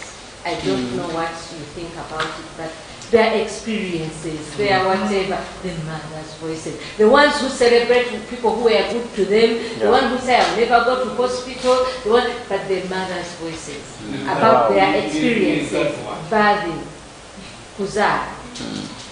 Even if it's lubuto, kuzaa. Even if it's antenatal, it's birthing. Yeah. So and here you can no experience now. Regulation, so let me. It is done. I think what Sarah is saying is experience. About motherhood. Yes. But it's more birthing experiences. Yes. Yeah. More of birthing. Birthing with kuzaa, which is also a lot of things, which is antenatal, which is abortion, success, negative, positive, negative, anything. Yeah? But what you make sure is that whatever angle you choose to take or whoever you are profiling, you can bring it back to justifying why respectful maternity care is important. Yes. Yes. So it could be a bad experience where we can read and sympathize, but it must justify that this is why RMC is important. Or it could be a good experience. And it could be even a mother who went to a government facility. Yes. And they said, for me it was good, and then we want to learn what really made it good, because she got everything she expected. And that is one unique experience against how many health centers in the country. Others have other accounts, so it's still RMC. Yes. The mother's voice in relation to RMC. Still you're in line. Yeah. Because what you're looking at is RMC. So 8, I don't know, but for me I was looking at health infrastructure, but I don't know. Maternity, respectful maternity care infrastructure. There was, I don't know whether that theme was developed, I remember. Did a group, please the group members hear me out, did a group talk about financing? Yeah. I think it would be best, Sarah, that you take RMC and maternal health financing. When you capture it that way, you would cover a lot of things here, including salaries, finances, wages. Actually, we have information that we will also try to share. We will share it about the 2 campaigns that have been run. One was run around 2018-19, and the other one was run around 2021. The first was what women want in terms of maternal health from White Ribbon Alliance, and you'll see the responses that came from Uganda, what mothers asked for. But in running that campaign, it became clear that as much as you're talking to the mothers and ensuring that their needs are met, the service providers are so critical. So it promoted the second campaign. And the second one says what midwives want. So those results we are going to share with you. They will give you a snapshot of some of the things, but I can already tell you when the midwives were asked. There is, Alan, you remember that thing you had, which was just one frame yesterday, which was talking about the district, whatever. It's a White Ribbon Alliance. It had a graphic of words that were crossing each other. Maybe Alan will be able to post it. The nurses were talking salaries, appreciation, training, equipment. We spent the whole day yesterday talking about gloves and all these things. So once we start talking about health financing, and we interrogate it, it's an interesting topic. Okay, so we say RMC, health financing. What We would say maternal health financing, and then health, and how it impacts RMC. and how it impacts RMC. With respect to maternity care. Just one bullet I wanted to give you in terms of information. Have you all read what we call the Maputo Plan of Action? How many in this room have heard of that document? I've had that. And Okay. You what? You've read it? I've Okay. had it also. Okay, like I said, we are going to give you these policy documents so that you can visit them. But I would encourage you, when you find Maputo Plan of Action in your trays, please read it. There is also another, and I've forgotten it. But some of these policies commit governments, and where Uganda is a signatory already, to dedicate a certain percentage of the annual budget to health. Okay? And one of those, I don't know whether it's a Maputo Plan of Action or the Maputo Protocol or the other one, that says that 15% of the annual budget of the government of Uganda and other countries that sign to it will be dedicated to health. Okay? So try and take interest this year and last year how many percentages Uganda has committed to health of the total budget. Yeah, there was a year when we celebrated, Uganda committed, I think it was 12-point-something%. We celebrated. Because, it was 12. That was the highest. Yeah. But we've seen some years, especially during when we are running into campaigns and whatever, it has dropped as low as 6. You get the point, So all these things matter. So when you're talking about Sarah, what she has advised us on health financing for maternal health, it's good to go and find these documents and see what they say. And then find about the health financing in the last couple of years and things like that. Remember, we talked about research and data, because then that gives us authenticity to talk about our issues. Please continue. No, I just want to thank you. So I hope you're okay with these 8. Just as a quick reminder, we said 1, maternal mortality and morbidity, and you will look at how to deal with that. The issue of TBS, that is the second week. The third week is RMC, differently abled people. Then 4 is working conditions of maternal health providers. Then 5 is supervision, accountability, regulation, supervision and accountability of private maternal health service providers. Then 6, the role of leaders in RMC. 7, experiences of birthing mothers. 8, maternal health financing. Thank you very much. I just wanted to just do one thing. Yes, Herbert. Sarah, you remember I asked for this area of innovation, Please, if we can have that as an open port, that if someone has a good story on our topic of RMC, and I'll call out Ashraf and the company, if someone has a story on RMC that they want to pursue, okay, but it does not sit in the themes that we've just talked about, okay, that we can have the opportunity to pursue it, however, under one condition, because I think it's very important that we all push towards at the same time. When you're saying I have this other story, it should be on top of the themes that we are working on. But I would love for us to have that capot of, area of that parking lot where you have an opportunity to develop something, even if it's not part of the themes, but it responds to RMC. As an add-on. Thank you, Sarah. Thank you very much. These are our key messages for change. Every woman has a right to respectful maternity care. Disrespect and abuse are widespread, and those are what we are fighting. Fear of disrespect and abuse costs lives. So what do we do? To undermine the disrespect that is costing lives, because people then avoid going to health facilities. If you look at the press releases, we talk about the roles that we hope you will play as the partners in this campaign to promote respectful maternity care. Then discrimination limits the rights of women around the world, and in this case Uganda, to access. And there are issues that we haven't talked about. For instance, if we were in if it was like a larger national campaign where we are not focusing on core districts, some of the people that will be in this room were the veteran. And those people who are, because even when we are complaining about all these things, those marginalized groups, Caramel but have completely different experiences where someone says, you people, we are not going to wait for you to develop. What you want to go in the forest and deliver and all those kinds of things. So all those factors come in, but sometimes we may not.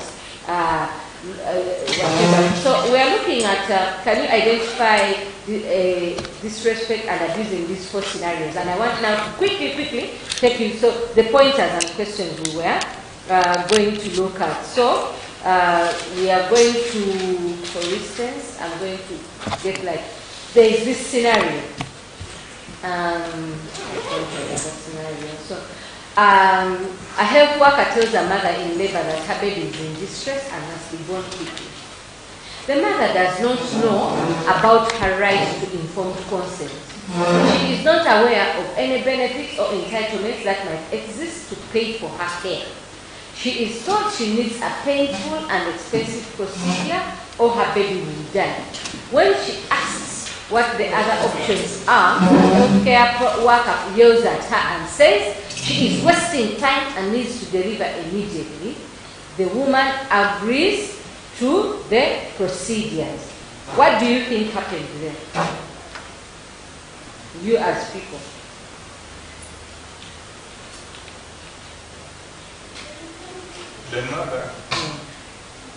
The mother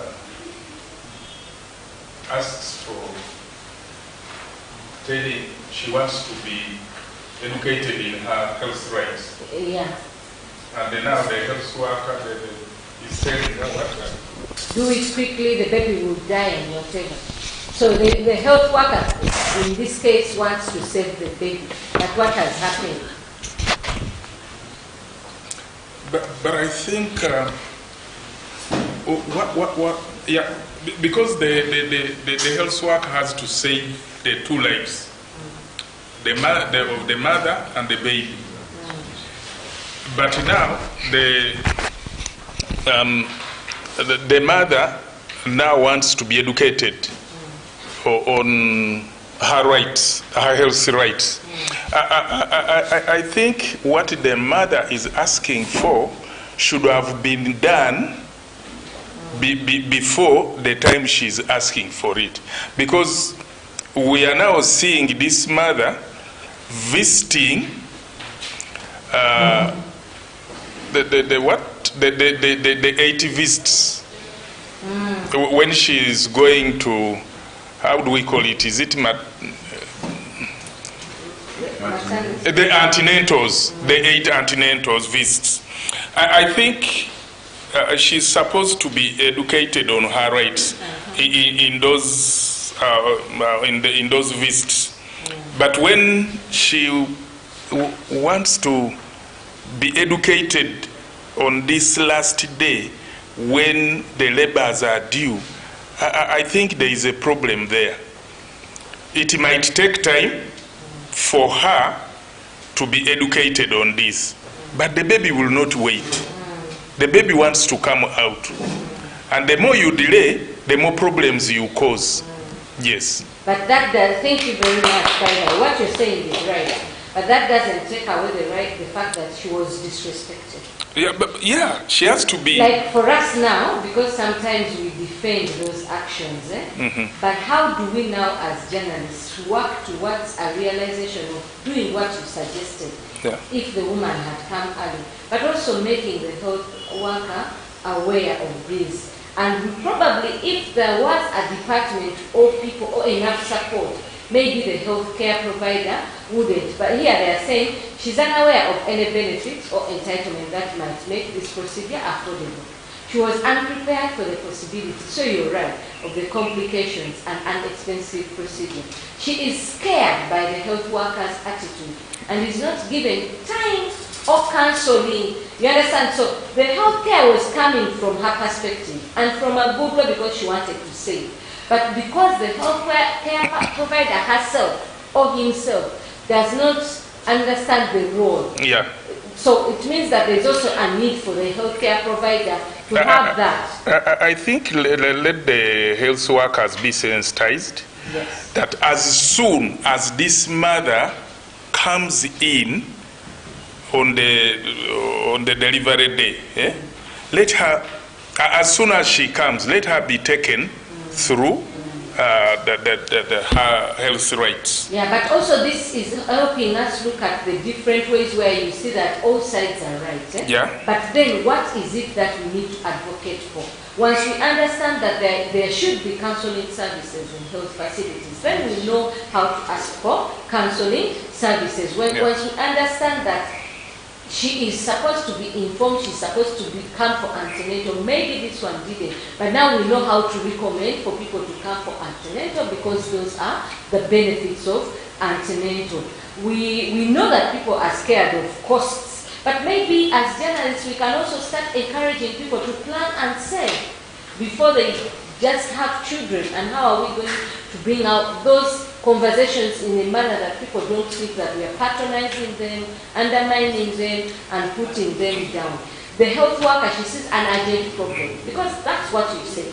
She sees an urgent problem, and she cannot correct without an invasive procedure. Yes. The mother does not understand that she's telling her because she has not had procedures like episiotomies or C-sections explained to her before. Because it's also about how do you explain to a mother who doesn't know these things. There is language, there is all these things. Yet in antenatal, probably if they came there, that would have been identified. So it shows you that when we are dealing with these issues, for us usually we deal with the symptoms, but we don't deal with the problem. So how are we now as advocating journalists going to interrogate this? What about when we take, like one time I visited Kamuli Mission Hospital. There was, they had like 3 people, and their work was to sensitize the patient. As soon as the patients come, then somebody comes in to sensitize them about their health rights. So that is a story you could do, where because someone knew their health rights, they had information prior and whatever, and celebrating a facility that has it, because how many other facilities have them? But nowadays I don't see them doing it. So that's another thing to question. Why isn't it there? What's happening? So you understand all these dynamics. So some of these things I'm going to send you because we are hungry, we are late, and Herbert, I think, has to come now and we launch this. And some of us, we come from very far. And you come from very far, we are worried. And we decided not to invite other press people because there are press people here representing all media houses. So we are going to launch this. What issue you are talking about? You see all these stories of I would say that that's my first the conflicting values between the launch is just the big one. Yeah, that's great. If I have time, because here further down there is further explanation of the why and the solutions, increased antenatal counseling and healthcare education, continuity of care, women become acquainted with health providers during antenatal visits, more staff to counsel mothers, increased provider training to help them stay calm and counsel patients, improve government accountability to ensure benefits are received. What else? Breach of respectful maternity care for past consent. Yeah, because you're not supposed to make people, even if you're helping them, you coerce them so that they accept, they understand what they have to go through, why you are doing that, to which end, and things like that. You will find this literature because time has not permitted. I think we've covered that already. Yeah. yes. So thank you very much. May I invite Herbert? Okay, your hand is up. As Herbert is coming to launch this. I have one question. Yes. Now you give a nurse this famous. If I get my story before the film, but it's about the coming waiting film, may I run it or I wait for the other way? Run it. You could run it. No, this is what will happen. If it's a hard news story, run it. If it's a feature story, just keep it for those other times. Because it will strengthen the voice, right? But especially if, I encourage you, because you see, let me explain. I think we were given about 200 or 300 for television per week. I think it's 200. So if it's 200, it means that it's only 2 people to do reports, and we want all of us to do reports. So what are we going to do? There are weeks when we shall say this is a feature, you work on this, and probably you don't do the next because the resources don't permit, or the next do a new story where you can do it cost effective. You understand what I'm saying? Because we also, how many people are here? There are others who are not even here, and they all want to do stories. And then there are also like radio stories and things like that. But if it's a feature and you've done it, and also you minimize, because at the end of the day, there's a lady called Theo who says things people shouldn't say in civic society. I want to save some money, I'm here for money. So it's not here for money, but you also know you have responsibilities, you have bills, so it is useless for you to do a story and you don't even have some small tea or whatever that you go back home and they say, well, come back, and all the costs we are spending investigating your story.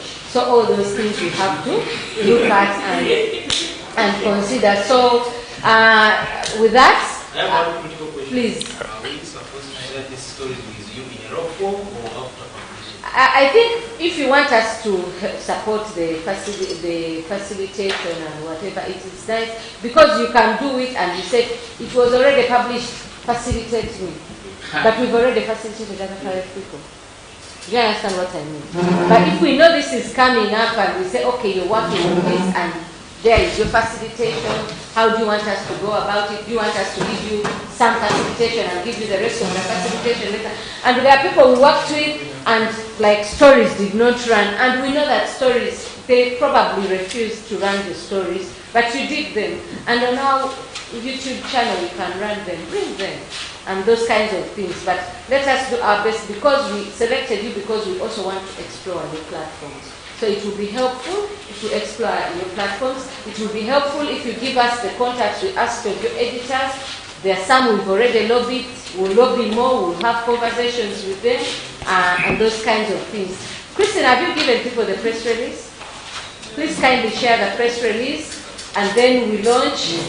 And we go and eat. And if you want to interview Herbert or myself, we are available. And if you want to interview other people, White Ribbon Alliance, that also can be done.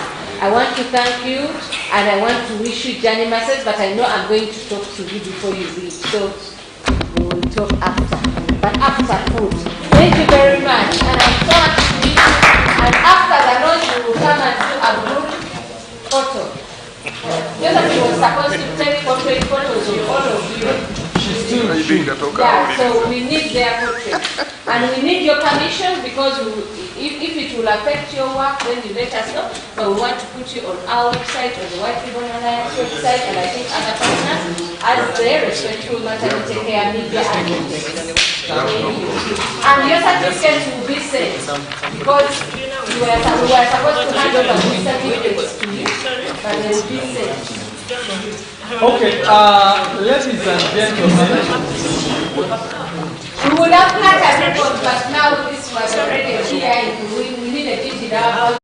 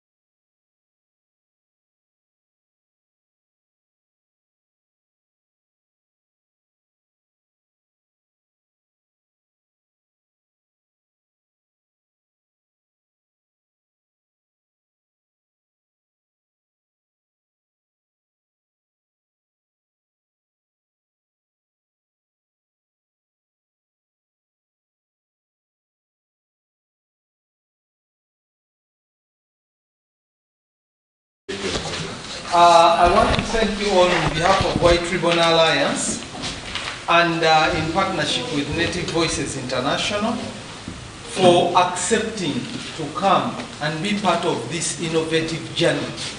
For a long time, I've always been one of the advocates who strongly says that having been in media in my background and communications, I find it a bit a missed opportunity that we as media people don't use our platforms a lot more to do advocacy. And this is a dream come true for me. That's why when we started working with White Ribbon Alliance to advance advocacy for respectful maternity care, from the onset I knew that we have to identify civil society agencies and other organizations that can help us to bring media together for the first time to work as advocates on top of the work that they do. And I'm really glad that when we talk to different entities, we found Native Voices International as a worthy platform because they really are interested in grassroots communities and their voice to talk about the issues that affect them. So when we talk to Native Voices, and we also talk to the Media Idea Shop, we agreed and said we are going to create a media lab, which White Ribbon was excited to support under its program, which will run for a long time because this is its first year, as the media lab that advances respectful maternity care. And of course we were fortunate that we were accepted in terms of proposal writing by USAID, Civil Society Strengthening Activity. So they've been our partners, they are supporting us and they are continuing to support us as long as we can reach our goals. And one of the goals which is very fundamental is to amplify the voice on the issues that affect people. One of them being respectful maternity care. All of us here, even as practitioners, we are products of our parents. Our mothers had to endure. They had to bring us into this world. We have siblings. Some of us now are married. Others have sisters. So it's always very important and very fundamental that the issues that affect mothers when they are bringing life into this world should be addressed as part of maternal health in this country. We spent the last 2 days discussing all the data, all the issues, and by now I'm happy to report that I think as media practitioners, we are in a better position to appreciate what our role can be in as far as advocacy goes. So I would really want to encourage you that let's work together on this journey as we've agreed to all come together and put our ideas together and amplify the issues. Engage the people that matter, the people that make the decisions. So that at the end of the day, we can create change.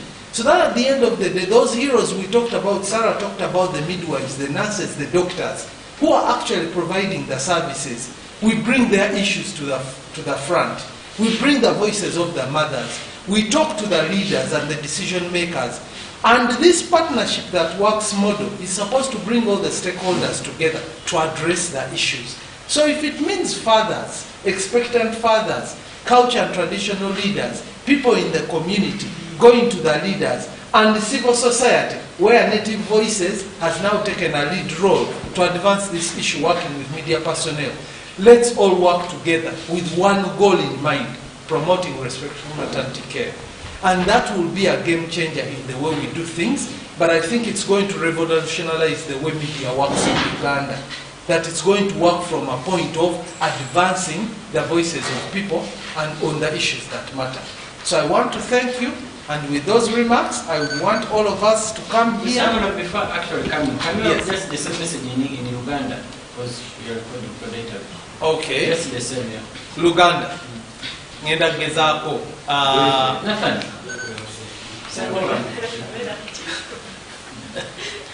Bwebazisa nnyo bannyabo ne bassebo okujja mu musomo guno gwe tuyita omusomo naye ng'ate nze tutwala nga ntegeka. Entegeka eno etuyambye okuba nti twatuula ng'ebitongole bya Nakyewa ne tusalawo ne tugamba nti abantu bwe tukolagana nabo naddala bannamawulire bo tunaabayitanga buyise okujja ku mikolo ne bagamba nti wabaddewo omukolo bwe guti nga gutongoza ekintu kino ne bakomaawo. Bannamawulire b'amaanyi nnyo ate bankizo mu nkulaakulana y'eggwanga.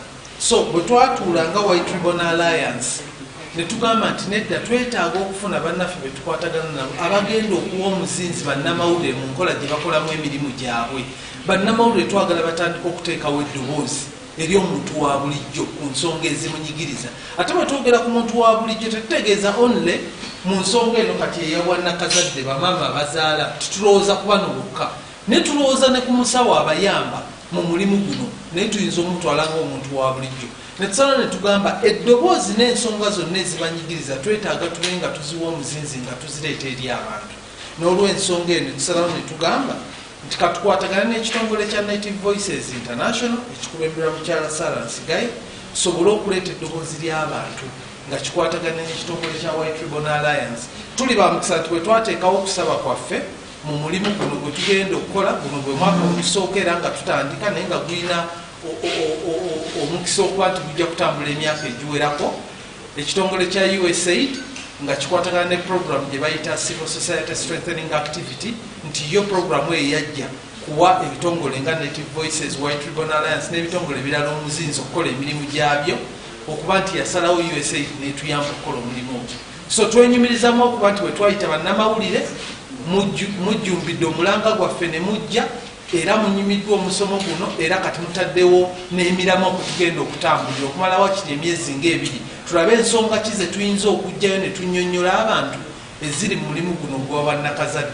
Abasawo bakola mirimu ki, bamaama balina buvunaanyizibwa ki, ebifo mwe bava n'embeera mwe babeera, ate n'abakulembeze baffe abasalawo okusalawo okwenkizo era okutuwa amaanyi okuba nti basobola okusalawo ebintu ebiyamba omulimu guno okusobola okutambula. So twebazizza nnyo nnyo nnyo nnyo mwenna bannamawulire abasobodde okujja, katutonzeewo enkola empya, enkola eyo egenda okututambuza nga tusitula amaloboozi ag'ensonga ezinyigiriza abantu oba ensonga ez'omuzinzi eri abantu ba bulijjo, tusobole okuba nga tuzireeta eri abantu nga tuleeta eddoboozi lino, ate abantu basobole okuba nti basalawo mu ngeri eyamba omuntu wa bulijjo asobole okudda mu maaso tulweyanziza.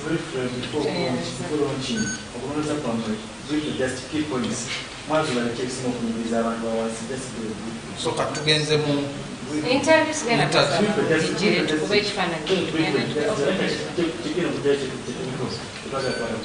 okay, in Luganda? Okay, ensonga emu tuze twasooka okutuukiriza nga tutandika omulimu guno kwe kugenda mu districts. Twagenda mu districts nnyingi nnyo, twagenda e Busoga, ne tugenda e Jinja, Kamuli ne Iganga, ne tusala ne tudda ne Masindi. Ezo zonna ziri mu Busoga. Eziri mu Busoga.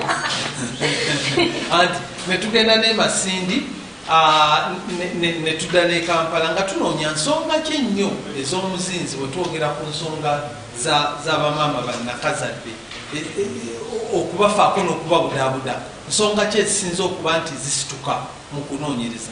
Ensonga we ziri ziwera, naye zimu ku nsonga ze twasooka okuzuula zaalaga nti abasawo bennyini nga bakola omulimu guno oluusi bakaluubirizibwa, bafuna okusoomoozebwa lwa nsonga ki, nti bamaama bennyini abajja mu bifo mwe bajja naddala amalwaliro aga gavumenti oba oluusi n'amalwaliro amalala bamaama bangi, so obwetaavu bw'obujjanjabi buweeruli ate bungi nnyo, naye abasawo baffe twetaaga omuwendo ogwo tugwongereko.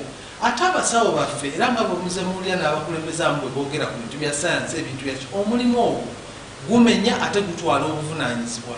So nabo bw'owulira ensonga zaabwe bagamba nti twalyagadde tufune ku misaala egiwerako, twalyagadde naffe tube nga tubudaabulirwa, kuba oluusi tubonaabona nnyo nga tukola omulimu gwaffe oba tusomoozebwa.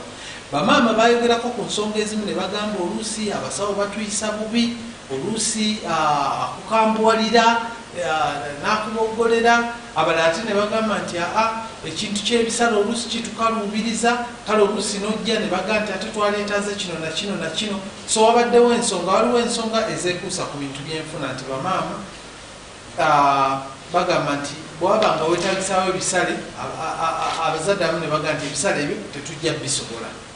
Bw'otuuka ku nsonga z'abagaba obujjanjabi ne bakugamba nti amadagala oluusi ge tufuna okuva ku sayidi ya gavumenti bw'ogageraganya n'obungi bw'abantu betujjanjaba gakendeera mangu ne gaggwawo, naye ng'ate obwetaavu bw'abeetaaga obujjanjabi tebukoze ki, tebuweddeewo.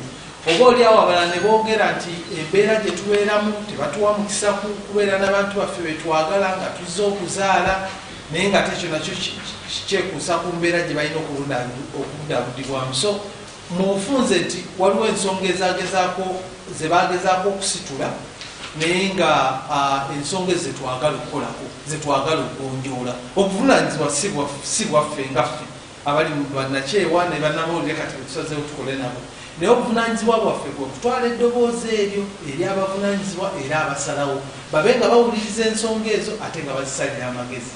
Era oluusi kiba kiyamba.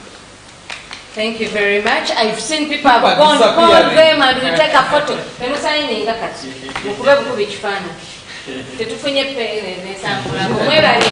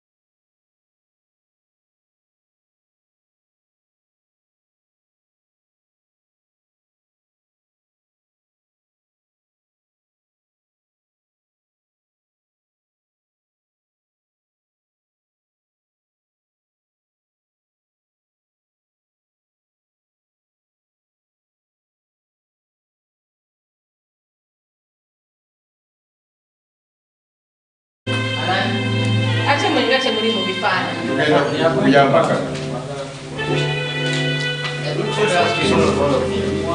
Banne, Josephine, you eat quickly, you should be served fast because afterwards you're taking a hundred people. Banne, Ashraf, if you can lose the bag, lose it. Lose the bag. Abantu basinga bwetatuba nekyo ekibundi ekyo kiri mulamu.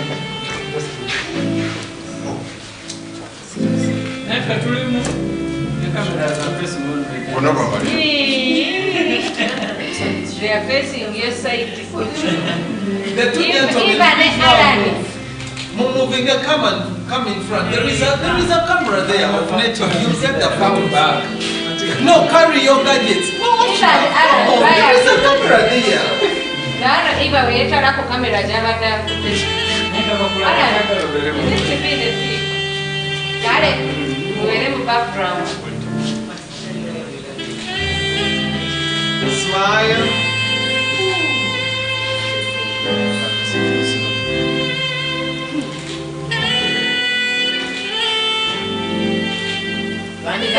Can we leave? Josephine. Yes. Oh, for the online people, thank you very much. We've missed you, but we'll get your portrait pictures. Take care. Christine will be in touch on Monday and we shall share. Can I ask you gentlemen and ladies that we cannot move away, but please be patient on the channel of who against this background. Very nice. That's very beautiful. Each one person. Ashraf already one. Okay.